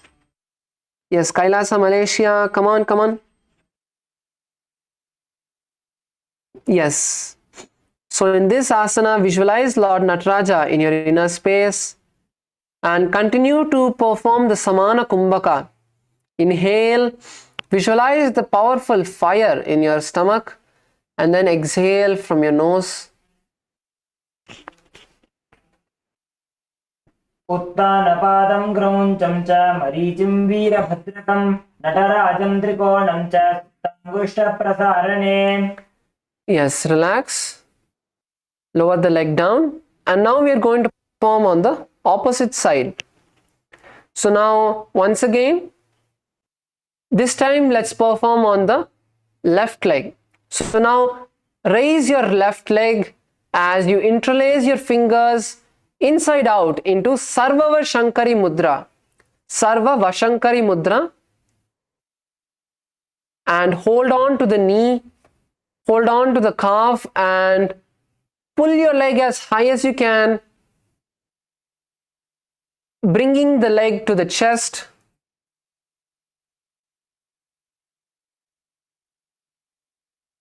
Balance as you visualize that you're holding a baby in your hand. So if you're holding a baby, how much balance you would bring into your body. So think your knee, your leg is a baby and hold on to your leg and keep the foot pointed down. Point your foot as low as possible. Nicely stretching the ankles and keep the opposite leg straight. Continue to perform the Samana Kumbhaka, inhaling, holding the breath, and then exhaling, visualizing the fire. Inhaling through the nostrils, holding the breath and exhaling, visualizing the fire. And continue to chant the japa Soham in your inner space. एकं जानु उरसि आलिङ्ग्य स्थातव्यं बाललिङ्गनं भवति. Yes. Now lower the leg down. And now we move into Padapidanasana. So in Padapidanasana, now once again raise the left leg up towards the buttocks. With both the hands, hold on to the leg. Pull the leg nicely as much as you can, bringing both the knees together. In one line, bring both the knees together, the knees touching each other. Yes, that's good. Kailasa Malaysia, Michael Aya, that's good. Good, you're balancing as well. That's good. So visualize Swamiji in your inner space. Continue to perform the Samana Kumbhaka, inhaling through the nostrils, holding breath and exhaling. Come on, let's all balance for a few more moments and continue to chant the japa Soham in your inner space. स्थित्वैकस्मिन् पादतले कराभ्यां वेष्टयेत्तनुं पृष्ठे संस्थाप्य यत्नेन पादपीडनमासनम्. Yes. Yes, relax, and now finally let's move into Natarajasana on the opposite leg. So now hold on to your left leg with your left hand, raising the left leg up and hold on to the ground. So using your toes, bring awareness to your toes and hold on to the ground as much as you can. Slowly raise the left leg up and lean forward and down, stretching the right hand in front of you, bringing the fingers into Bindu Mudra. Come on, balance. Bring awareness to one drishti point. Visualize Lord Nataraja in your inner space and continue chanting the japa Soham in your inner space. उत्तानपादं क्रौञ्चं च मरीचिं वीरभद्रकं नटराजं त्रिकोणं च सुप्ताङ्गुष्ठप्रसारणे. Yes, that's good. So yes, now let's all relax, settle down, and we are going to enter into the Shavasana for a few moments. So just lie down on your mat. Lie down on your mat, on your back. Stretch your legs. Keep your hands by your side. Don't keep your hands on top of you.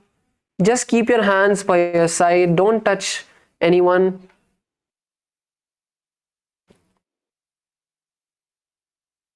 Just relax your body. Adjust your hands, your shoulders, your legs in a comfortable way.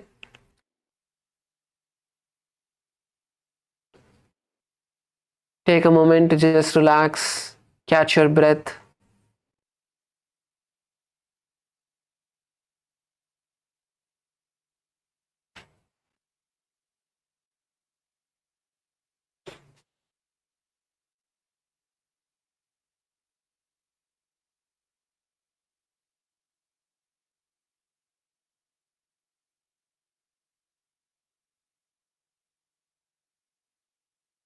Now take a moment to just relax from each part of your body, your hands, your toes, your knees, your legs, your abdomen, your chest, your shoulders, your face. Just relax. Anywhere you're feeling some sort of tension, relax, bring awareness to that part and relax that part. Your back. Completely relax the entire body. Inhale and exhale deeply, as deep and slowly as you can.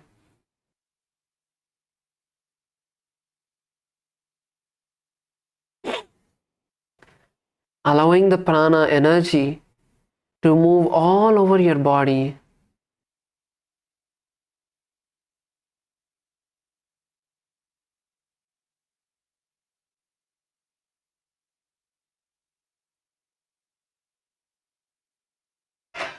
Completely relax the entire body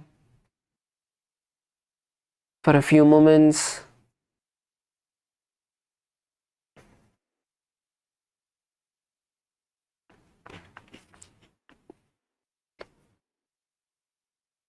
Now, slowly once again bring awareness back to your body, to your fingertips.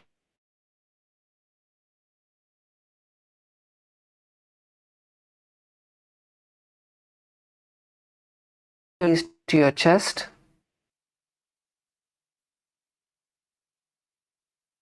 Wrap your knees with your hands and rock from side to side.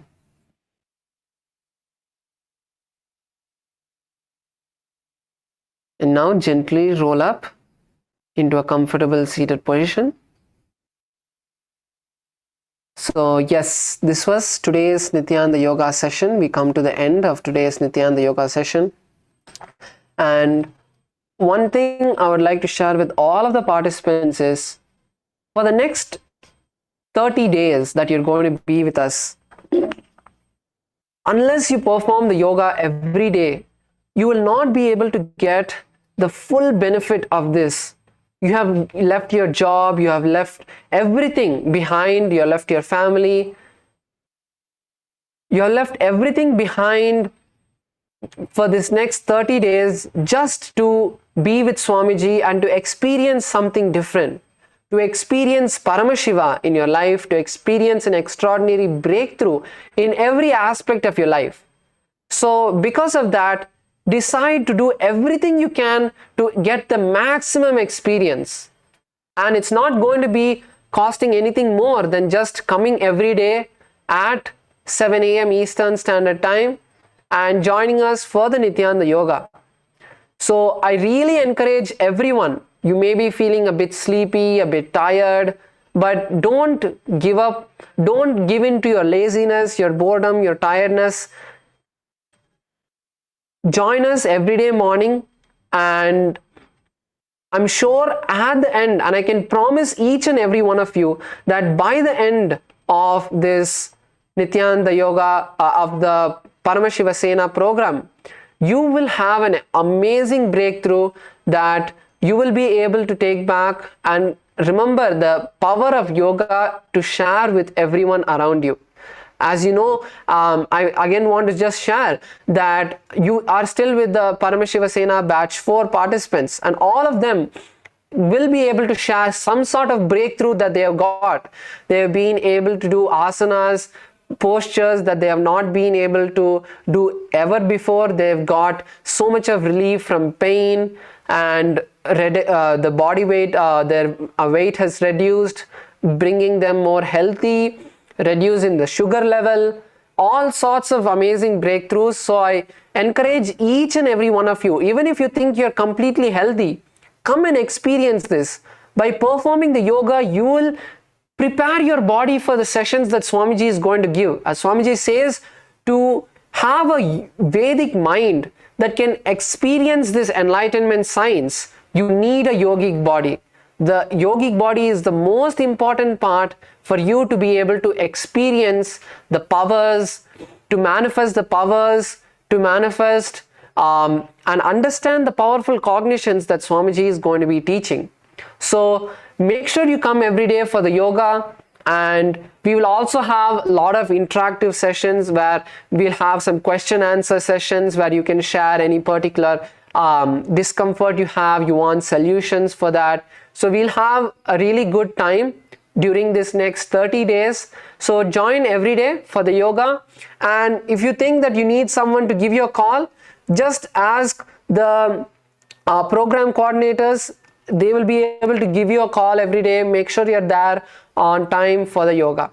So with that, we are coming to the end of this session, and let us conclude with the Purna Mantra. So bring your hands together in front of your heart center, close your eyes, take a moment to visualize Swamiji and thank him for this wonderful opportunity that you have got to perform the most authentic yoga.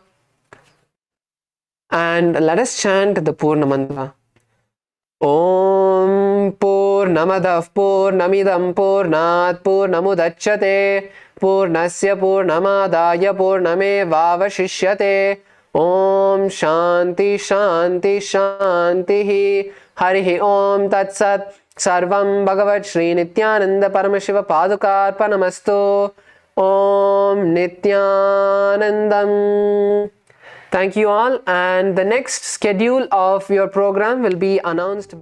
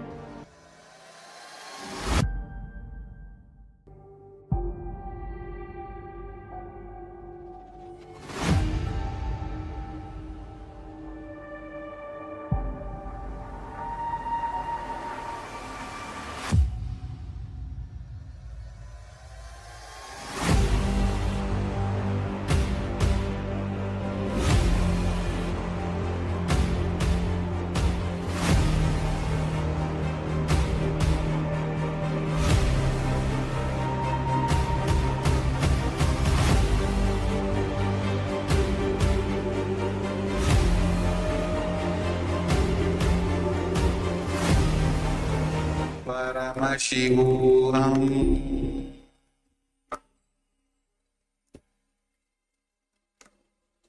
Om Nityananda Paramashivoham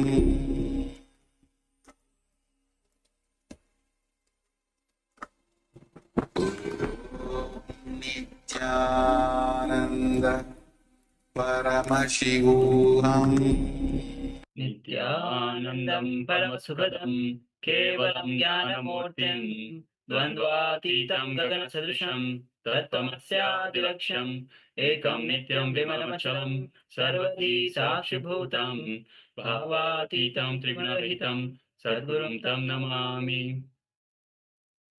Nityanandam, all of you, and what a wonderful day today, as today is Vijayadashami. Navratri is ending today, and what an auspicious occasion that Swamiji has given darshan so early, and especially when so much of initiate, so much of people actually wanted to take sannyas, and so many people have taken initiation today into sannyas. So, and on this auspicious occasion, today is the end of Navaratri, a beautiful celebration, and uh, all of us have witnessed various temples across the world have joined for this celebration of Navaratri, celebrating with Kailasa. And all over the world, as Navaratri, people have been waiting for the sannyas every day. People have been joining for the sannyas and sannyas initiation. And finally, today also, a lot of people got initiated into sannyas. And so, with this, as we just received the darshan and the energy that we are involved with. It's time that we start manifesting the powers of Paramashiva. Yes, so we'll be starting with the power of the third eye vision.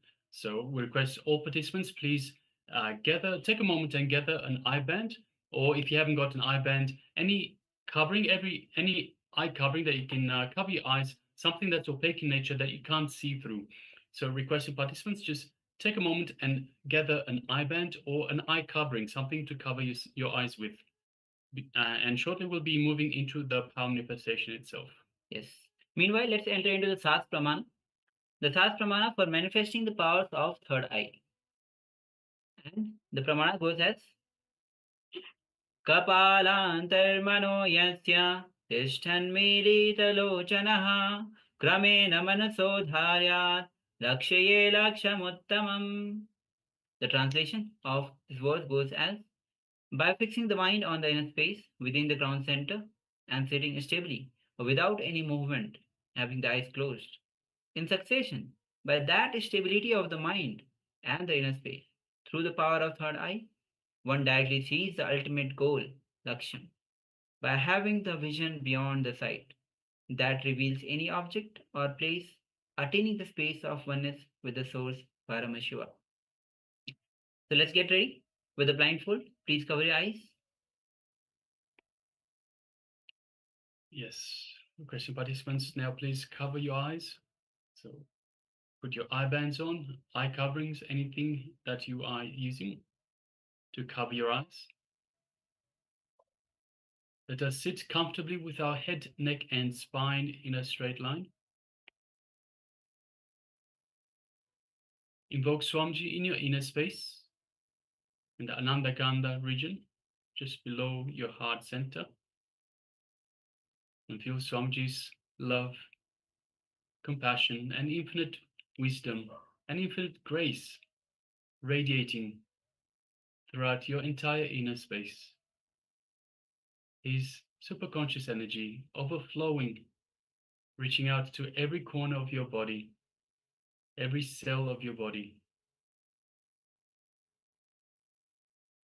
Now let us bring our awareness to the third eye, the Anya chakra between the eyebrows. Let us visualize Swamiji in our Anya chakra and start chanting the Mahavakya. Om Nityananda Paramashivoham. Om Nityananda Paramashivoham. Om Nityananda Paramashivoham.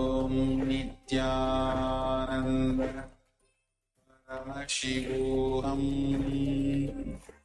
ॐ नित्यानन्द परमशिवोऽहम् ॐ नित्य Yes, you can relax now. Slowly, very slowly, remove your eye bands and take a moment and share with us what was revealed to you in your third eye.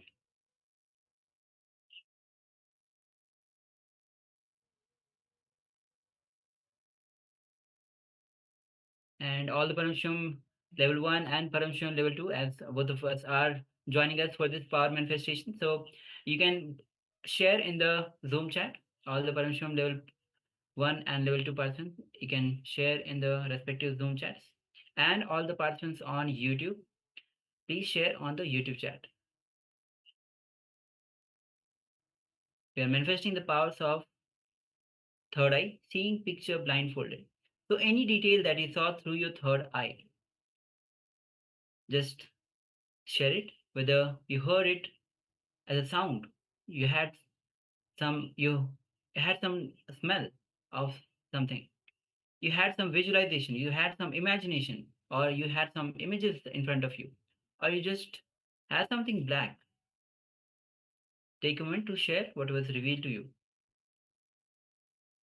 And for those participants that are newer to the Paramashivoham program itself, the power manifestation occurs from the space of oneness, from the space of oneness with Paramashiva, the source of everything, and space of oneness with the Supreme Pontiff of Hinduism, with Swamiji himself, who is the embodiment of Paramashiva.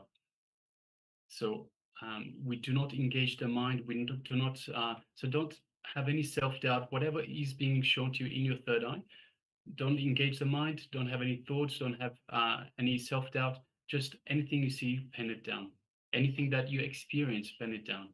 And so as was just mentioned, it doesn't matter how it comes. It can come as a vision. It can come as just a flash of knowing that something is there. It could come as a smell, a sound, a taste, anything at all that you experience. Any piece of information that is there that shouldn't be there, that has no other reason for being there except divine vision. So please take a moment and let us know what was revealed, what was experienced by yourself in this power manifestation. Yes. And as the power starts from oneness, more and more you are in the restful awareness. When you drop your logic, when you drop your self-doubt, whether I will be able to manifest, I will not be able to manifest, when you surrender to Swamiji with a deep gratitude, you enter into the space of oneness and you manifest powers of Paramashiva. So already we have received many other sharings. We have from Zhu Weeping, green bend. Rose Marudi says white, red, orange. Yes, thank you very much for sharing.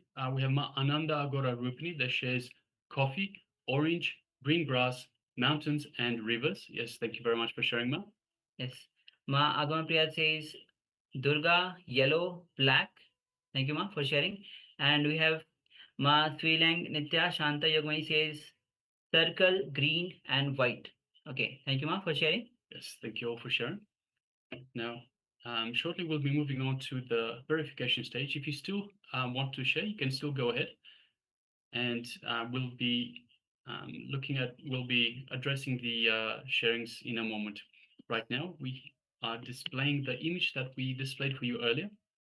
It looks like a very beautiful river, some town in between the mountains, in a valley, in a river valley in between the mountains.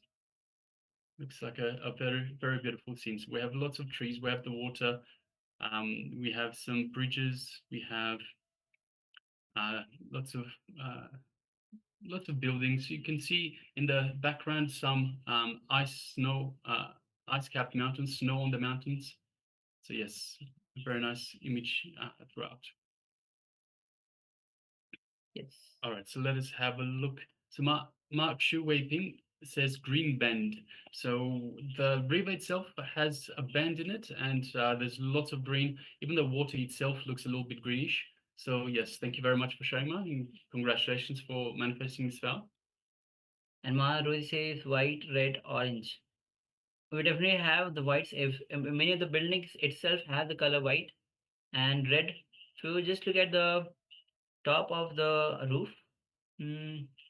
Red, it's a little difficult. It's kind of more orange, maroon, and orange. We have the field. Field itself is kind of orange if you look at from here. Okay, thank you. Thank you, Ma, for sharing. Yes, Mananda Agora Rupini says coffee. There's no coffee, at least we don't see any coffee here.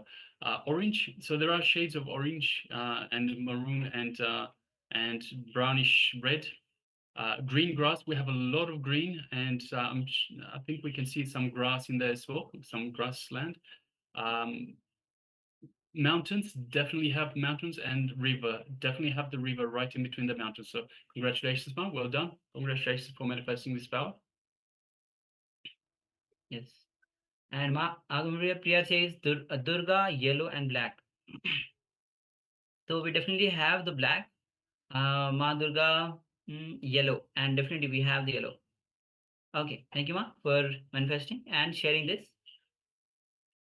So we have a question from Chansh Sachajata Shivam. How to differentiate the vision from your own imagination?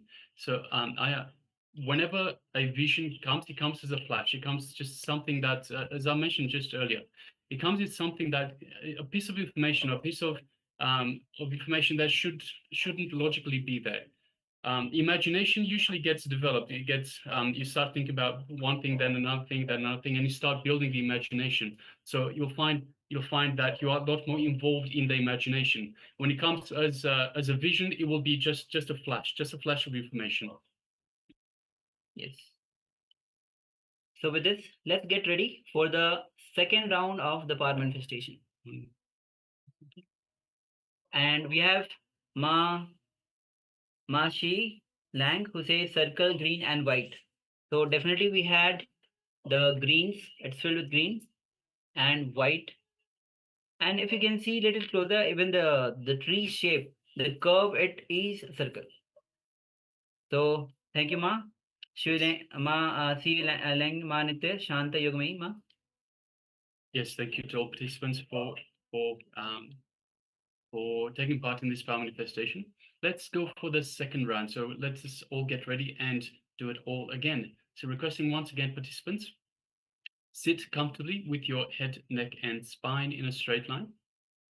Put on your eye bands. So if you haven't got an eye band, you can use any piece of cloth, anything that can cover your eyes, anything that is opaque in nature, such that you can't see through the cloth itself. So requesting participants, please put on your eye bands or any piece of cloth. Sit comfortably with your head, neck, and spine in a straight line. We sit with the head, neck, and spine in a straight line to allow for the Kundalini energy to flow freely.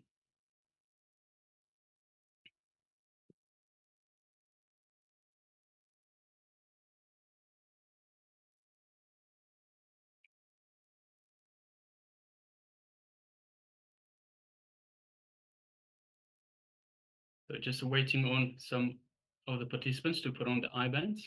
So requesting everyone, please put on your eye bands. And it's important to have some sort of eye covering, eye band, or whatever you might be using, because during the power manifestation, your mind will play tricks on you. You might want might be tempted to open your eyes, and when you open your eyes, you'll see the image itself. So then then you'll be wondering, am I really manifesting this power, or am I just because I've seen it, I know what it is. So requesting all participants, please make sure you cover your eyes with a piece of cloth, whether eye covering or any piece of cloth, as opposed to just closing your eyes. All right, so now let us remove all thoughts, just unclutch from all thoughts, all imaginations, all labels or titles. Unclutch from the ego and just connect to Swamiji in your inner space. Invoke Swamiji in your inner space in the Ananda Gandha region, which is just below your heart center. Feel Swamiji's love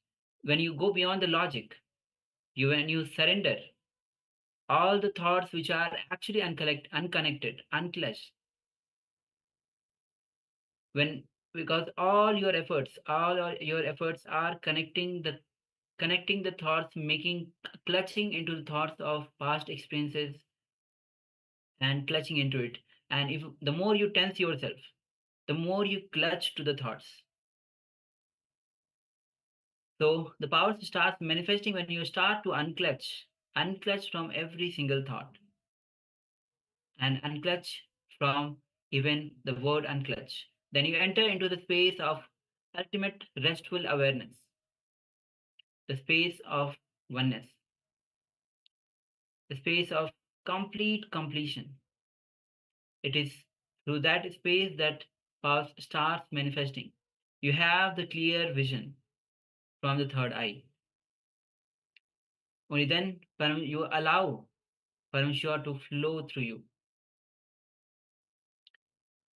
So take a moment to share what was revealed to you, what Swamiji told to you.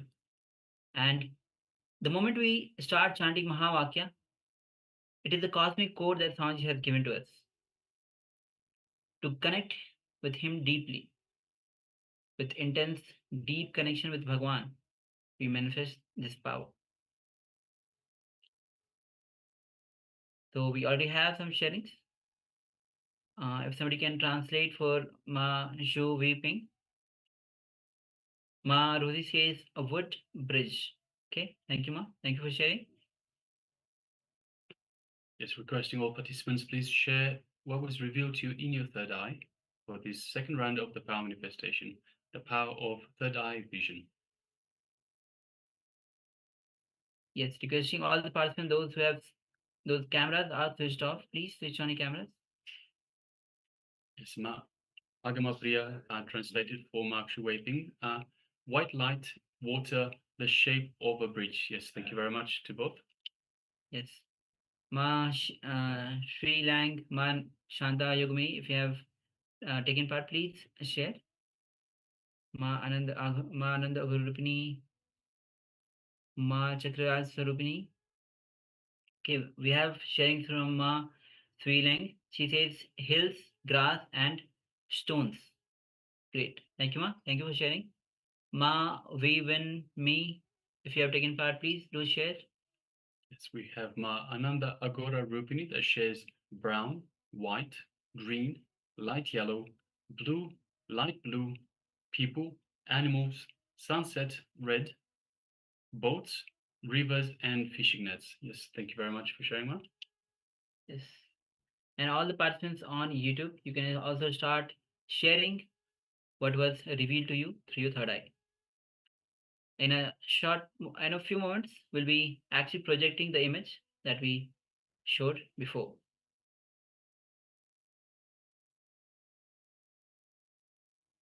So if you're still in the process of sharing, you can still go ahead and share. Please do share. Shortly, we'll be displaying the image that we displayed for you earlier for the power manifestation. Yes. So as you can see, it is a beautiful scenery once again. It's this nice river. It's a small river, stream. It's in the woods. You can see the trees. You can see the sunlight coming through and reflecting off the stream itself. It looks like it's autumn, so we have a lot of orange, yellow leaves. We have some green leaves in the on the other trees, but the tree that is just on the left-hand side is mostly yellow leaves. So yes. And we have also sharing from YouTube, from level 1. Rajan Babu shares flower, sea, beach, sunlight, like chair. Okay. Yes. Thank you for sharing. And we have Ma Kavita says, gives a namaskaram emoji. Thank you. Thank you, Ma. If you have anything to share for the power manifestation, please go ahead and share, Ma. Yes, we have changed. That says, I thought of yellow tulip flowers. Yes, thank you very much for sharing. So it's once again, it's not the thinking. So thinking is involving the mind. The power manifests from the space of oneness, from your connection, feeling connection with Swamiji himself. So the act of thinking involves the mind. The mind is from the ego, the false self. So please, when we get, so this is for everyone, please, when you get ready for power manifestation, make sure you clear your mind first. You unclutch from all the thoughts, unclutch from all the emotions, unclutch from all the visions, all the labels, all the incompletions that you might have. So you go into the power manifestation itself with a clean, clear mind. So from that space, you can connect to Swamiji, and it's just the vision that will come through. Okay, so let's go through the sharings. Yes, Ma Jo Viving says white light, water, the shape of a bridge. So definitely we have the white light. It's just on the reflection on the water itself, and definitely we have the water, the shape of a bridge.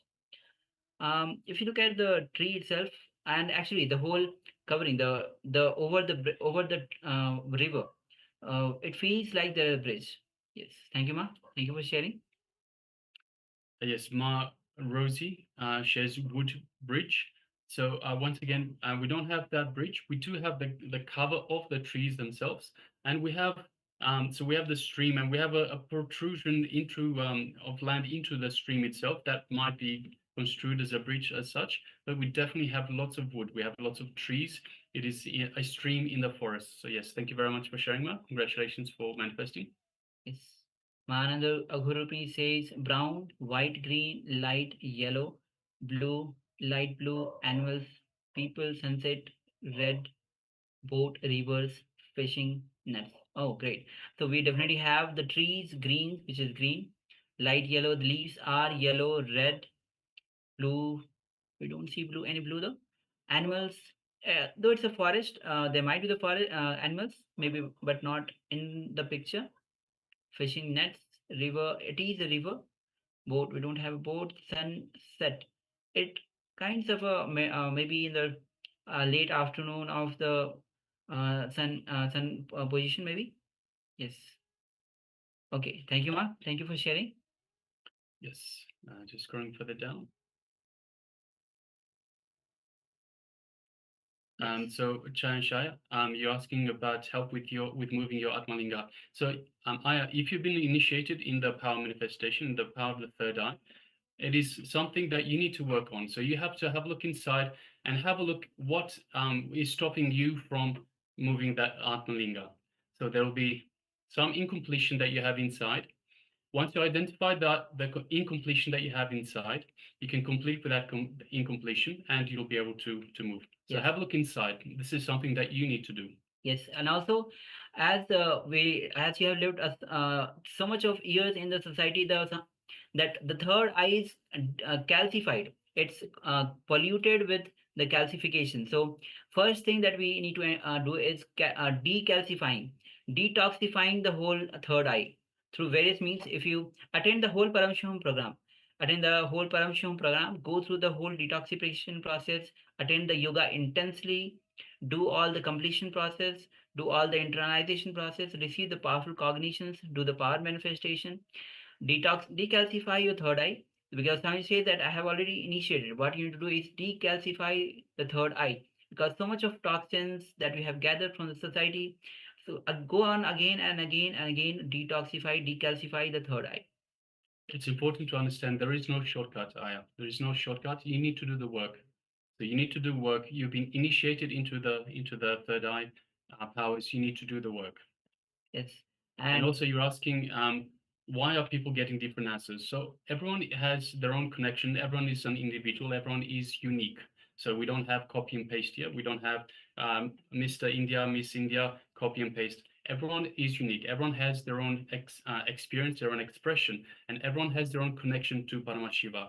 The way the power manifests through them is also unique. So everyone will see and interpret whatever is being shown in different ways. Yes, now it says very beautifully that everybody is not equal. Everybody is unique.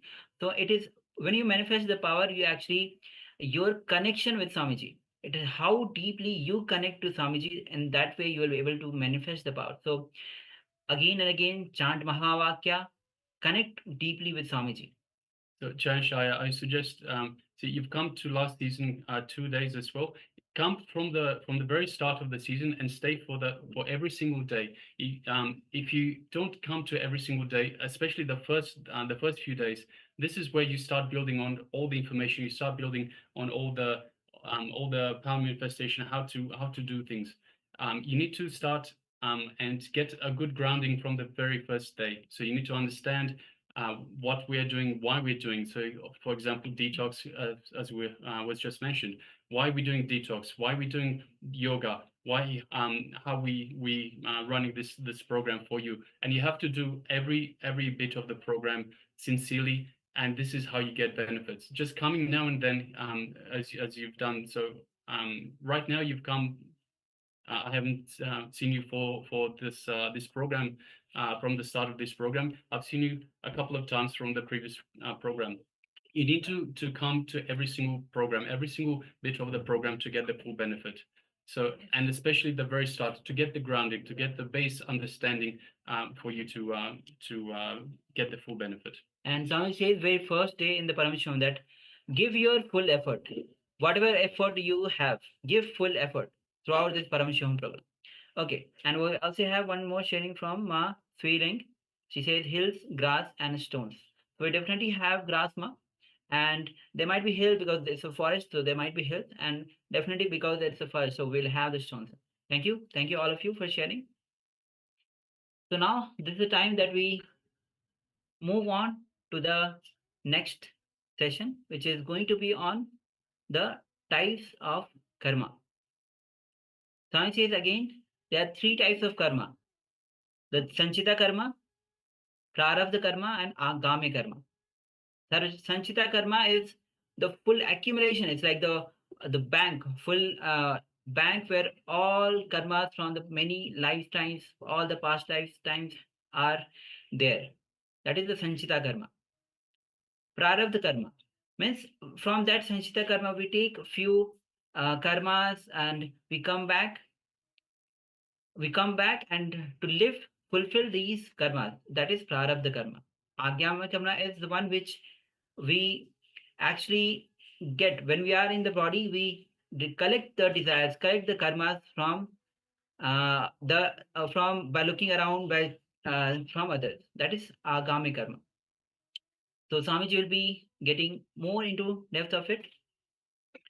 Yes, so now requesting all participants, let us once again come to the space of listening. Sit with the head, neck, and spine in a straight line.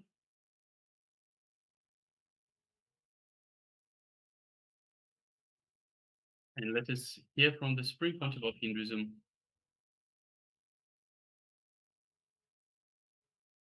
on the 3 types of karma.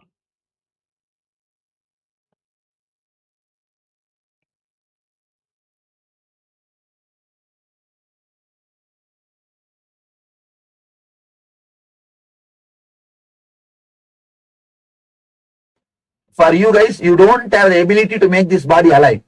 Either this body is alive or it is dead. That's all. It's not under your control. But for an enlightened person, it's under his control. He can either make this body alive or he can relax. Because of that ability, he can make some other body also alive.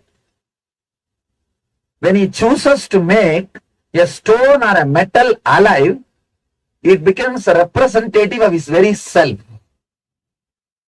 All the deities, the major temple deities, or traditional temples, are all deities energized by enlightened masters.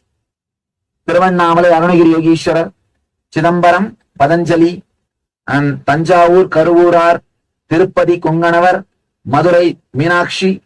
Like these enlightened beings are energized, those murtis.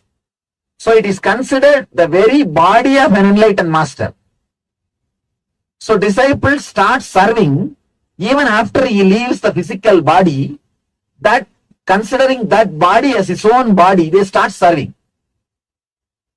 They start serving. So that is the reason the deities receive the same respect of an enlightened master. So it's like whoever is initiated by Arunagiri Yogeshwara, their generation starts doing worship in Arunachala temple. They are his disciples. They take care of the master.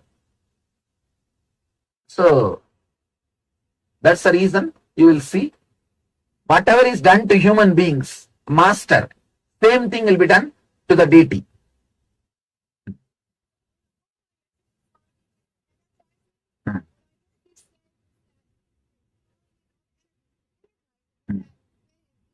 Can you give a mic for her?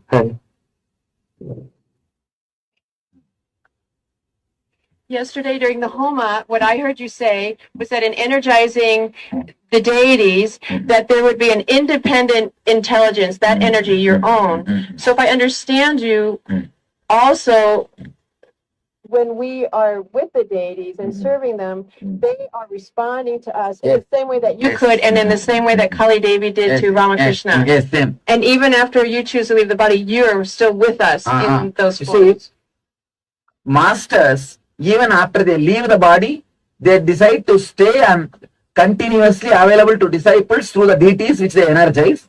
That is one thing. Even during my life, my physical presence is not possible everywhere, you see. So these deities will do my work. They are my representatives. And so when you energize things for us, like padakas and whatnot, or the Padakas are more a energy center, but they will not be like an independent intelligence. But the deities will be independent intelligence. The deity takes a lot of, it's a big process. Energizing a deity is more like a giving birth. Padakas is more like a blessing.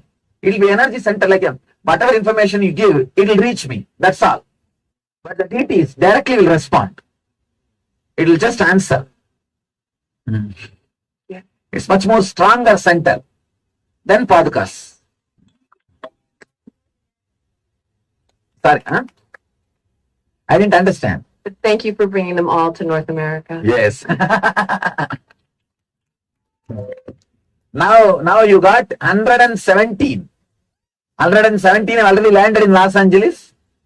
And just before coming to Delhi, just before coming to Himalayas, I went to Jaipur and picked up some 70 more. 70 more marble, they are also coming. So let you guys have fun. Huh? Each temple will have something like a 20 to 25 murtis. All our 15 USA temple. In USA alone, we are having 15 temple. Oh, just now we increased one more, 16. In Ireland also we are building. In Texas, Florida, Ireland, Disney World. We are trying to create a spiritual Disney World.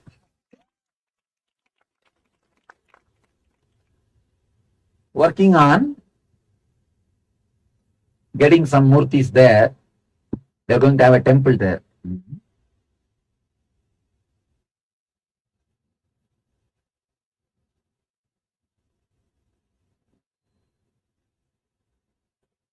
If you see our puja, our ashram routine, you will see morning they will play the song to wake him up. They will give oil and tooth powder, a small cup of oil for hair and a small cup of tooth powder for brushing. And then after that they will give him a bath and give a fresh cloth, ironed cloth, just like how I wear. Same way. Whether Bidadi or Ohio or Hyderabad, all our temples, you will see the same routine. Or Los Angeles, same routine. Then they will give puja, food, evening aarti. The 5-time puja will go on. Night they will again put them in bed and fan for 10 minutes. You see, this all does not add anything to him. It adds to us. Living with God. Practicing the presence of God. Practicing the presence of the Master is puja. It's nothing but every day remembering. See, yesterday I was telling about this click and initiations. If you decide to remind yourself every day all the clicks which happened in you, that is what becomes the ritual. Everything they do in Aarti, Everything is connected to one click. So when you do that, you remember and you raise yourself to that mood. Whenever some serious low mood or depression is happening in you, if the right click is reminded, that's a great service done to you. Because the moment you remember what will happen, you will come out. You will just come out and out. I'll today explain about this. How this karma and rituals are directly connected. How our prarabdha, agamya, sanchita karmas and rituals are connected. I'll explain.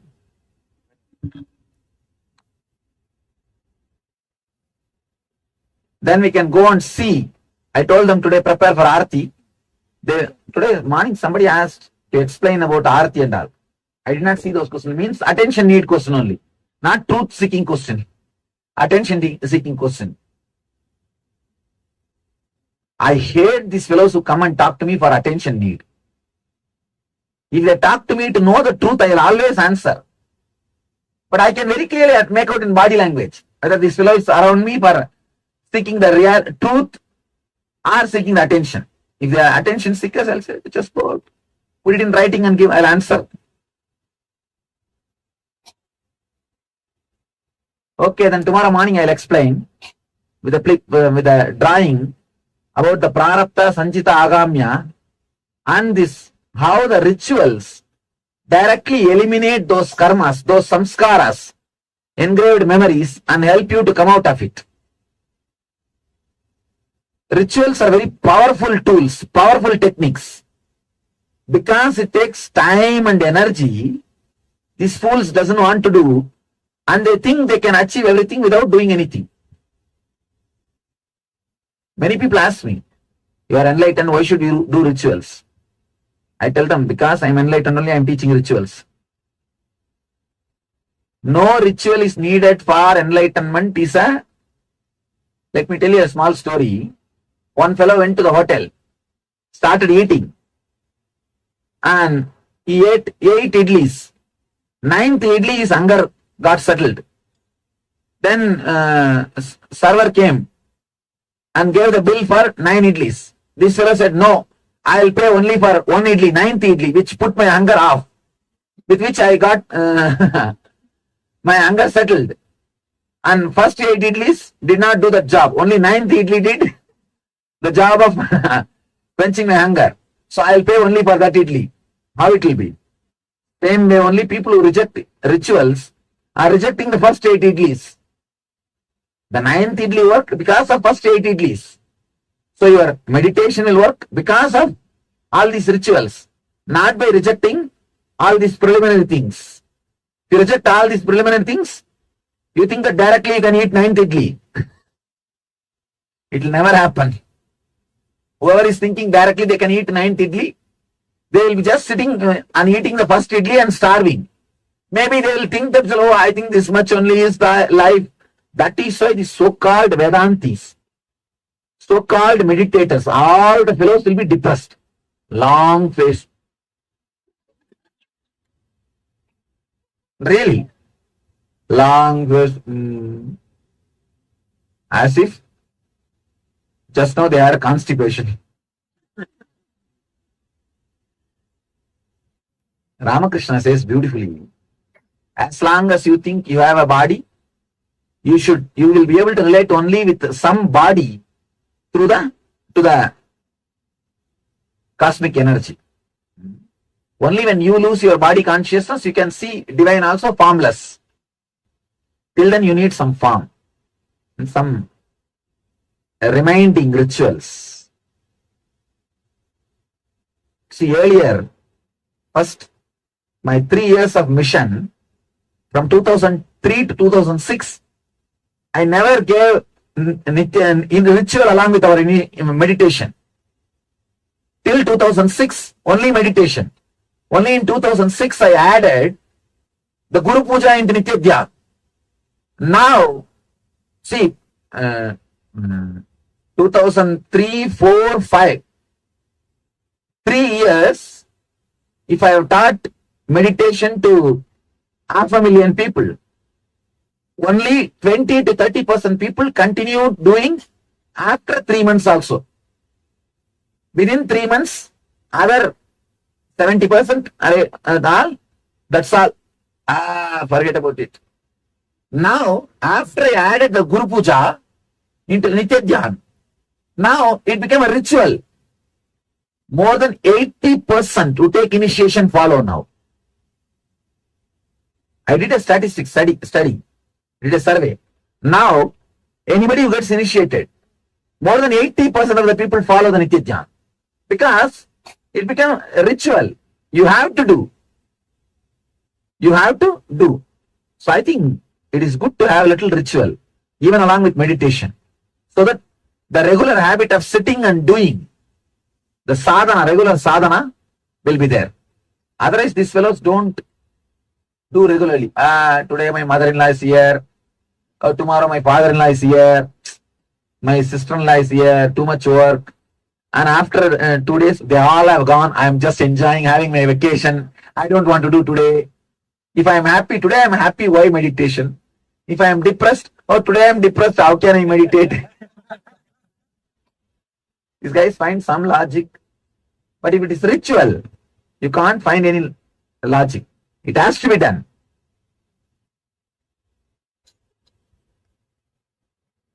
That's why I added little rituals. All right, then no other question? We can go and see the Aarti.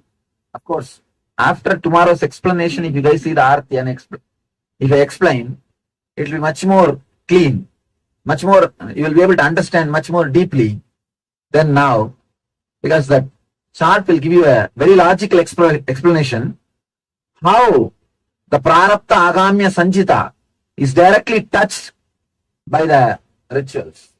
You have someone to say.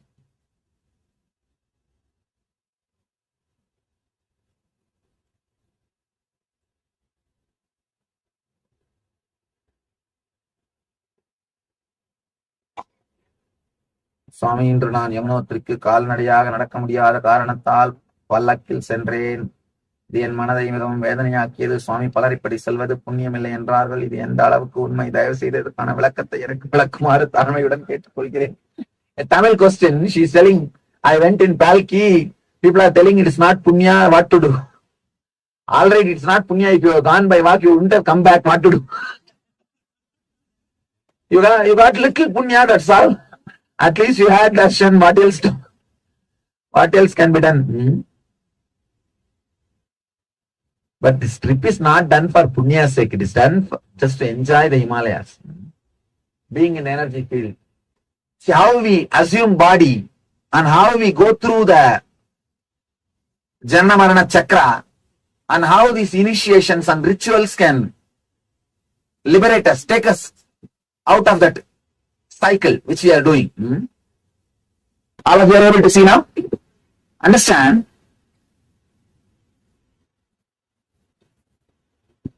Basically, you have 3 layers of karma.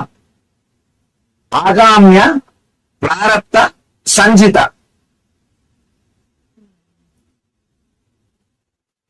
Sanjita is the karma which is like a bank, reserve bank. Whatever you did in your life, see, not only in this body, you have taken millions of bodies. In millions of bodies, whatever you learned, you did, all those engrams put together is called Sanjita. They use the word even Samuchita. That's also one more Sanskrit word they use, Sanjita. All of you are able to see? A little big I should write. Okay? Then, next, Prarabdha. Prarabdha means from this bank, you collect little bit and create your body and decide to enjoy all those karmas in this body. Right. Okay. This is Prarabdha.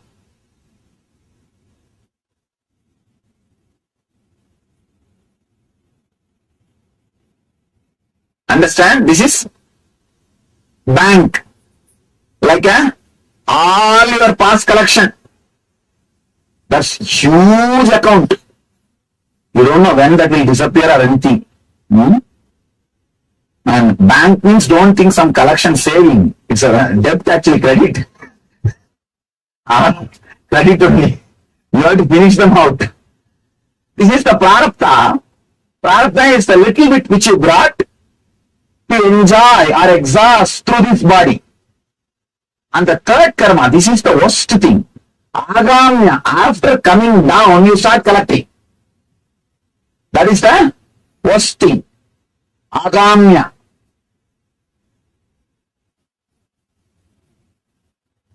This is the past. This is present, which you are exhausting. This is which you are collecting for your future, adding to the Sanjita. Now, any fellow who lands on the planet Earth to exhaust, for example, here you have 1,000 karma. I'm just giving an example. When you take your body, when you assume your body, you take only something like a 10 karma. Let me finish this 10. And you come down. After coming down, you start collecting 200 karma. By the time you go back, what will happen? Your bank balances increased by 1,210. Neither you exhausted this 10 and you collected 200 more. What will happen next time when you, by the time next time you take the body? 1,210. Then again you take 10 and come down and collect some more. This becomes a vicious circle. This is what we call Janana Marana Chakra. Continuously taking more and more and more bodies and dying, body, dying, body, dying. Now, this prarabdha 10 karmas, while you are living, exhausting these 10 karmas, if somebody gives you the knowledge, you are not the body, you are not the mind, this karmas influencing you, the influence of these karmas over you will start coming down. Understand? For example, in this 10 karma which you brought when you took the body, I don't sleep. I'm talking something very important. There's a Tamil song, Pallira Tungiyavan, Kallirandan. There's a Tamil song, if you sleep in the school, you will lose knowledge. Now if you sleep here, you will lose the whole thing. I'm giving you the, I can say these are all the business secrets. Or how the world runs, how the cosmos works. These are all those secrets. So listen properly and someday it will enrich your life. Don't miss it. And very rare you will get somebody who will explain such a logical way where you can relate with the whole thing. So don't miss. See, this 10 prarabdha, for example, in this 10 prarabdha karma, if you have 3 karma which will put you in depression, means 3 samskara, 3 engram which will put you in depression. 3 engram. Depression engram. We can say D. Depression engram. Whenever the 3 engrams put you in depression, if you learned how to come out, this 3 will start losing its power over you. It means what? In the 10, 3 has become less. 3 has become less. Whenever you reduce the influence of prarabdha on you, you are accumulating new karma. Agamya will come down. How you know? These 3 karmas have got, these 3 some engrams have got power over you to put you in depression. See, these 3 engram, if they have the power to put you in depression, if you continue, if you obey these engrams and fall in depression, these 3 will not be just 3, they will become 10. That 7 only is called agamya. You understand? So whenever you cooperate with prarabdha, you collect agamya. Whenever the prarabdha loses its influence over you, you stop collecting agamya. So when this influence, this 10 engram influence over you stops, means the agamya collection will stop. Bringing you back to the joy or the pure inner space, the unwavering, undisturbed inner space, not only reduces prarabdha's influence over you, stops the number of engrams getting collected as agamya. Is there any doubt? If you have any doubt, put it as a question. I'll answer. Today we will just grind this idea, this one idea. This one idea will turn in your head or drain in your head. This one idea. Initiation means the ideas, knowledge which brings you out of these depressive thoughts. Which brings you out of the depressive thoughts, means the knowledge which brings you out of the influence of these 10 thoughts. Prarabdha is what we call initiation. Click. Puja is nothing but remembering all the clicks which happen to you every day at least once, so that it will come up whenever you have a problem. See, for example, 20 or 30 clicks would have happened to you in NSV. In that 4 days, maybe some 20-30 clicks or even 100 click would have happened. For next 3 months, you will remember 80 of them. After 6 months, 60. After 1 year, it's okay, this Bangalore Swami has no other work. Leave it. After NSB energy session, they will tell you, you are God. You landed on the planet Earth to save us. All these big statements they will give. After 1 year, everything will disappear. The reason, because those clicks have been forgotten. The teachings which is given, see, when a master teaches, it is not even a teaching, it is a powerful experience. When you don't use them, when you don't again and again use those shastras, not only the shastras loses its power, you will not be able to even remember them again. That is the important thing. See, for example, you have this cart. If you don't use this cart for 2 years, it's not that this cart will disappear. After 2 years, you can get this cart and you can use it. But the knowledge given to you, the initiations given to you, if you don't use them for 2 years, don't think it will be sitting in your bedroom. No, it will disappear. So how to every day remind all the click happened? Every day sitting and reminding all the clicks which happened in us is puja. Because in puja, just the Manasa Puja mantra, how many of you know that Manasa Puja mantra? Just the Manasa Puja mantra will remind you all the clicks. All the clicks, because item explain all the Manasa Puja mantra, my heart is the seat for you, means it has to be clean. Otherwise you think I will come and sit. No. Sahasrar achyutamritaihi bhadyam saranayor dadyat means Sahasrar amrita means what? Out of gratitude, when you overflow, you will have a deep sweet taste in your tongue, in your throat. How many of you have felt? In energy darshan you can feel that. In energy darshans you can see suddenly the whole space will become so sweet. That's why it's Sahasrar amrita. The Amrita comes down from a Sahasrara when you are feeling fulfilled, so joyful, your whole throat will be filled with a Sahasrara Amrita. That Amrita, that nectar is the Bhagya, means the water to wash the feet. Means when you sit in the puja, every day you remember the energy experience and you bring yourself back to that experience. If you don't have that sweet taste in the throat, you can't do puja. Means you are telling a lie sitting in front of my statue.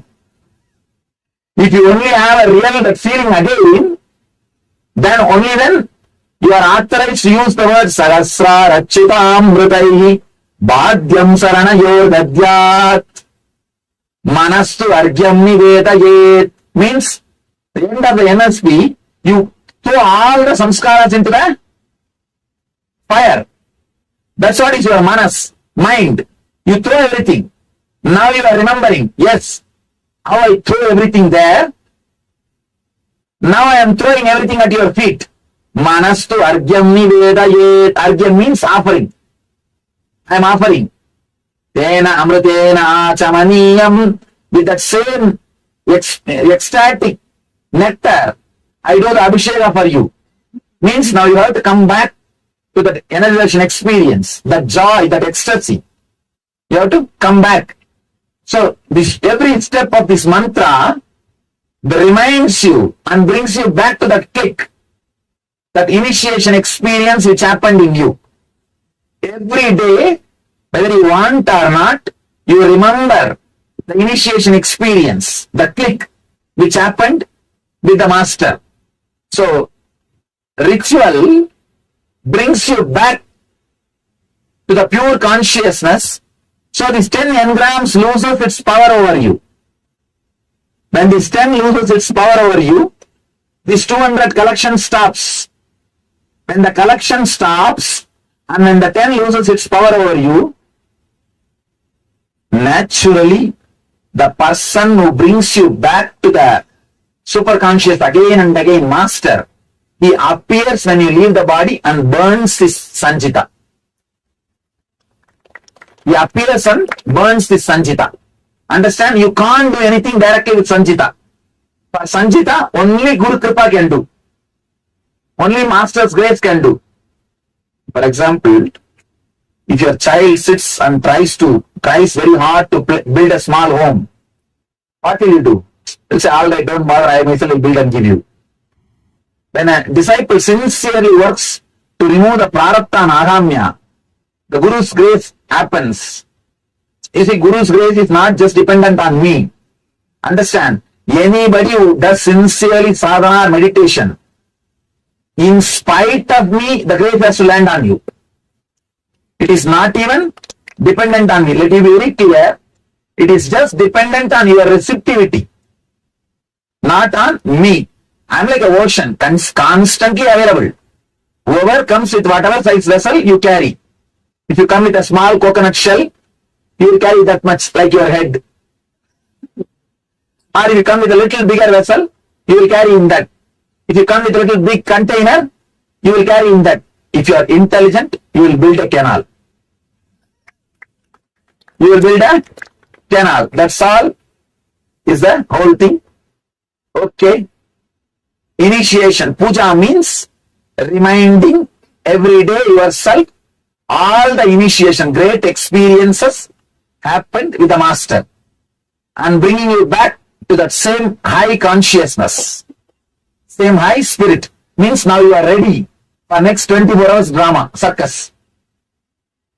Next 24 hours now you have energy. You have energy. That is the reason for puja. Attitude raises, two things will happen. If you are a joyful guy, your joy will increase. If you are continuously irritable or continuously irritated, the irritational behavior will raise. That's why I take care. And one more thing, if you are feeling irritated, don't express, because that will become a strong engram. After going down, you will be shouting already and you will be biting everybody. Your family people will tell what kind of Himalaya trip this guy went, and this Swami, what he is teaching, they will blame me. That's a big problem. His family fellows, If they see the husband or wife very happy after coming to me, for that also they will have a problem. They will have so much of jealousy. This fellow is so happy, independent of me. If you are happy, independent of him or her, that is a big crime. That also will be a problem. If you are not happy, irritated, and angry, then again they will blame me. What kind of meditation is teaching you? Nothing is happening. You are only shouting again. So both the case, I will be what to do. All right. At least you don't get irritated. Don't create samskaras. So you'll have more peace and bliss. Okay. Let's gather for. Yes, Nityanand, all of you. So, Swamiji, just clearly describe the three types of karma: Sanchita karma, Prarabdha karma, and Agami karma. Yes. And just now, at the last moment, when Swamiji was revealing, he was telling about we can't do much about the Sanchita karma. It is only the grace of Guru. Grace of Guru who can burn all the Sanchita karma. We can work, we can do our sadhana, our practices, and be receptive. When we are ready to receive, the Guru transcends, Guru lands and burns away all the karmas. So just before that, we Swamiji very clearly described about what is Sanchita karma, what is Prarabdha karma, and what is Agami karma. In short, Swamiji says Sanchita karma is a whole go down. It's like the whole karma from many lifetimes, all lifetimes. And actually the whole, not only one life, not your lifetime, but the whole Sanchita itself. Prarabdha karma is when you take little bit of that Sanchita and come down to exhaust it. Agamya karma, when you come down and you you gather more karmas. So now we'll be entering into a internalization exercise. Yes. So the internalization exercise on the types of karma. Karma guides you to live a blissful life. So let us cognize.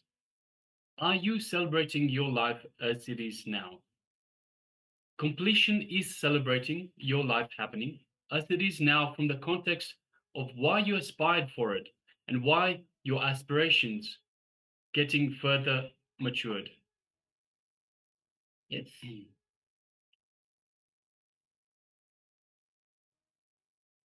So as an example, a worker will always aspire to be, or a particular worker. So for this particular example, a worker aspires to be a businessman so that he feels his life will be his freedom. He can work whenever he wants and he can relax whenever he wants. So with that context, he aspires to be a businessman. The moment he sits as a businessman, so he attains this goal. He aspires to be a businessman, he attains this. The moment he becomes a businessman, he forgets the context why he wanted to be a businessman in the first place. And his greed makes him forget he can take off holidays whenever he wants, he can have the freedom that he wants. So remembering the context why you wanted what you are having now leads to completion. So in every situation, whenever you perceive life is denying you what you want, don't give up. Wait and look in. What is being denied?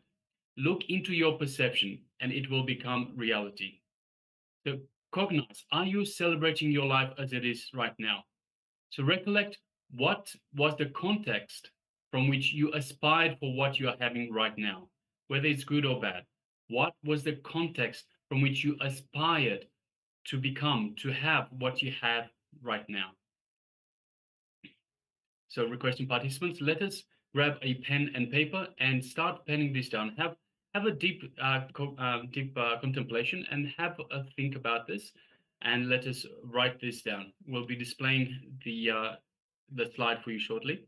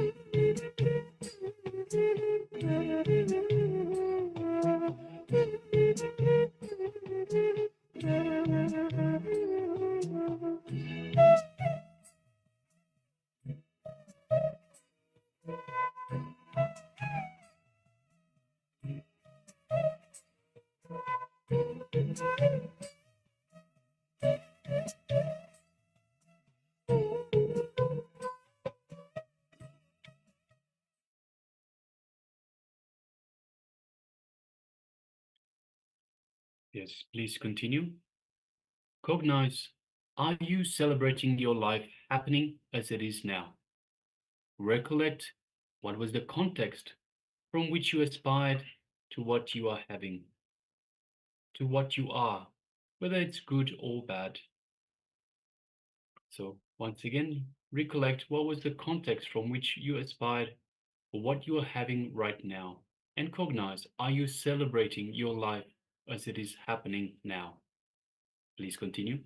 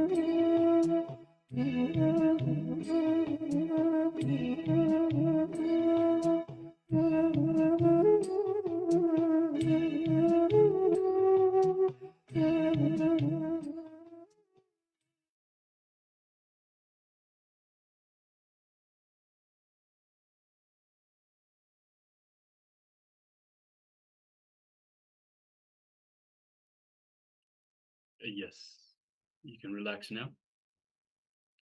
So this is a simple exercise to have a look and understand that you are by nature acquiring agamya karma. So once again, we aspire to become something, we aspire to be something. But once we get there, we forget why we've come this far in the first place. Why have we aspired to, like the example that we have given? A worker aspires to be a businessman so he can have more free time, so he can have his own freedom. He can decide when he can work, when he cannot, so he can have peace and quiet whenever he wants. But when he gets to that position of becoming a businessman, he forgets all about why he got there in the first place. He starts getting influenced by greed and fear of perhaps not having enough money, fear of greed of wanting to gather more and more. So this agamya karma, you're having a look at others and saying, hey, look what he's got. I want that as well. So I've got to here, but now I want to be here, and I want to be here. It's fine to want to better yourself, but by forgetting why we've aspired to a certain place, a certain position, a certain place in life in the first place. We don't celebrate life. We don't enjoy life. We continue to chase, and more often than not, we chase other people's dreams. So we are influenced by society, and we chase the dreams that society has fed us. This is where agamya karma comes in. If it is our own dreams, if it is our own desires, our own karma that we've come with to work out, that's fine. But borrowing other people's karma is where the problem is. This is where agamya karma comes in. This is where we accumulate, and we are stuck in this endless loop of birth, death, and rebirth, death, and so forth. All right. Yes. So after this amazing segment, this internalization exercise, let us now move on with the power manifestation round. So today we are going to manifest the powers of Ashtamahashaktis, the Sanskrit term, which refers to the 8 divine powers as revealed by Paramashiva in Vedas and Agamas. So these divine powers come to an individual, a seeker, during their spiritual journey once they start manifesting the space of oneness and completion. And in our case, we have been initiated by Swamiji himself to manifest these 8 divine powers called Ashtamahashaktis. Now, before we enter into the first round of this power manifestation, let us have a quick look at the Shastra Pramana, that is the scriptural evidence for this power. Paramashiva himself in the Vedas and Agamas has in detail described these powers called Ashtamahashaktis and how to manifest them. What happens when we manifest them? What benefits do we get? So let's have a look at the verse from Shiva Samhita, which is a part of the Vedas. So in the Shiva Samhita, chapter 5, verses 76 to 78, the verses goes as Maranam khadyate tena sakena pina khadyate tasya syat parama siddhil animadi guna prada vayu sancharate dehe rasavriddhil bhave dhruvam akasha pankajagala piyushamapi vardate. The translation for this goes as, death is eaten by him. He is eaten by none. He manifests the highest powers such as Anima, Lahima, Mahima, etc., which are the Ashtamahashaktis. The Vayu, that is a wind energy, moves equally throughout his body. The juices of his body are also increased that is rasa vriddhi. The nectar exuding from the ethereal lotus, Akasha Pankaja, also increases in him. So in this verse, directly Paramashiva is beautifully describing the benefits that come to an individual who manifests these Ashtama Shaktis.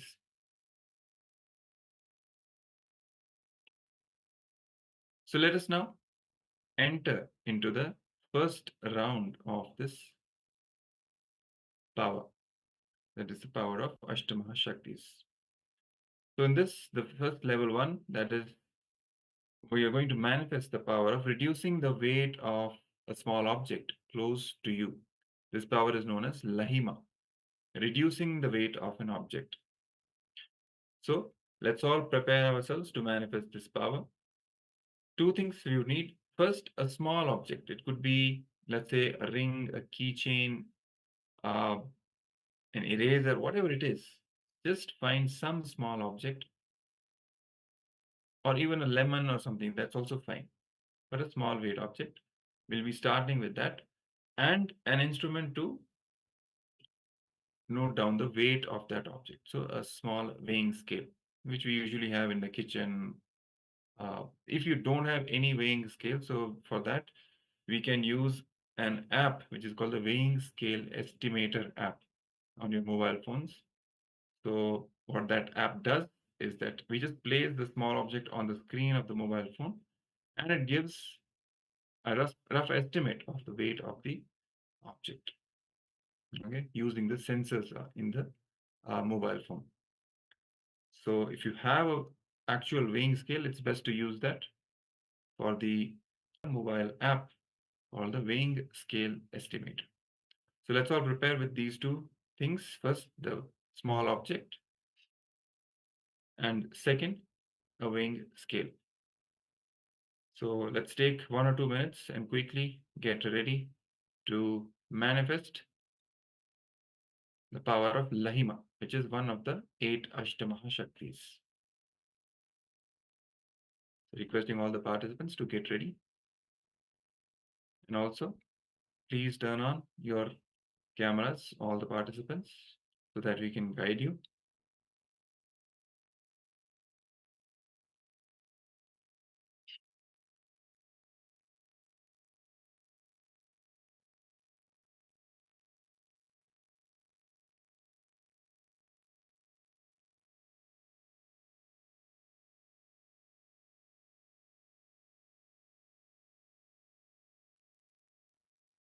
Yes, also Lu Ki, we are seeing a completely dark screen.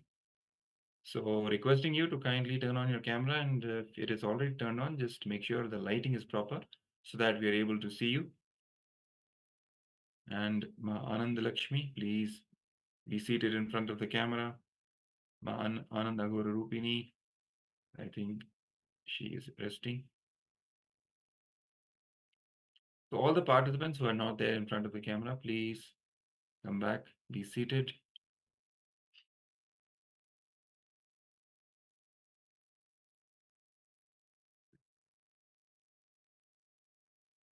Yes, and also requesting all the participants that have their cameras switched off, please switch on your cameras and be visible and be available in the camera. So we have Jeremy Maxfield Aya, we have Ma Rosie, Ma Suganyana, Ma Kshu Wei Ping, and Ma Agamapriya. Please switch on your cameras and be available in the camera frame. And once again, for the participants that are not in front of the camera, so requesting Ma Wei Wen Mei, Ma Maha Bhairava, Ma Nyana Prakashini, Lu Ki Aya, and we have Ma Kelly Wang and Ma Ananda Lakshmi requesting, please come in front of the camera. Let us make yourself available in the camera frame itself, please. And meanwhile, let's get ready to manifest this power. So just keep the object in front of you. You can also keep the weighing scale somewhere close by. And let's take the initial measurement of the object, the weight of the object. Let's take the first reading. Let's quickly take the reading and note it down somewhere.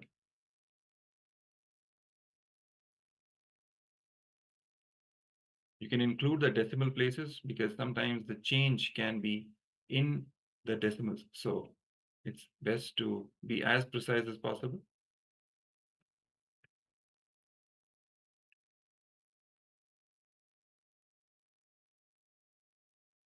Best is to sit cross-legged on the floor. If you're not comfortable sitting on the floor, you can then sit on the chair as well. But keep your head, neck, and spine in a straight line so that the Kundalini Shakti, your inner potential energy, rushes from your root center, that is the Mooladhara Chakra, to the crown center, Sahasrara Chakra, making the oneness experience happen, and from which the power manifestation happens. So let's also now prepare the right space for us to manifest this power. So hopefully we've all taken the initial measurement of the weight of the object. Now let's sit relaxed, breathe deeply and slowly. Keep a restful awareness between your two eyebrows where the Agnya Chakra is, and visualize Swamiji in your third eye.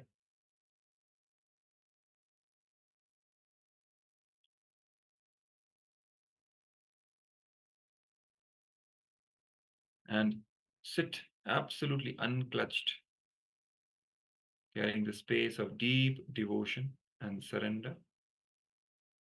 A complete receptive space, requesting Swamiji to manifest through us. You can feel Swamiji in your Anandagandha, which is a space between your heart center and your navel center.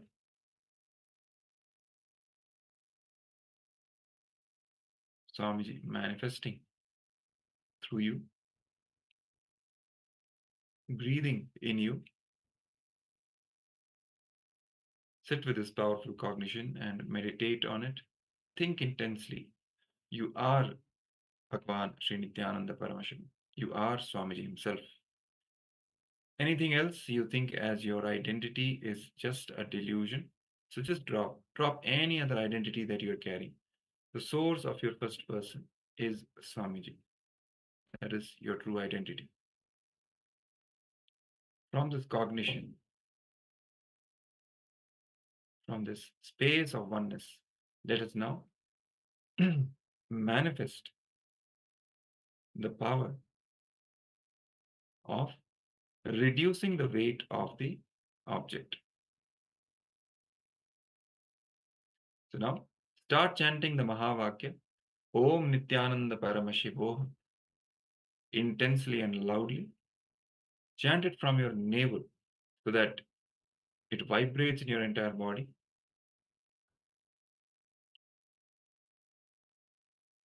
Connect with Swamiji, invoke the space of oneness, and from that space of oneness, give a command, a ferocious, conscious declaration for the weight of the object to decrease. You can even look at the object during this power manifestation round through your third eye. Through your third eye, look at the object. Visualize that object as an extension of you, as an extension of your body. And with your strong will, sankalpa, give the command to that object to reduce the weight.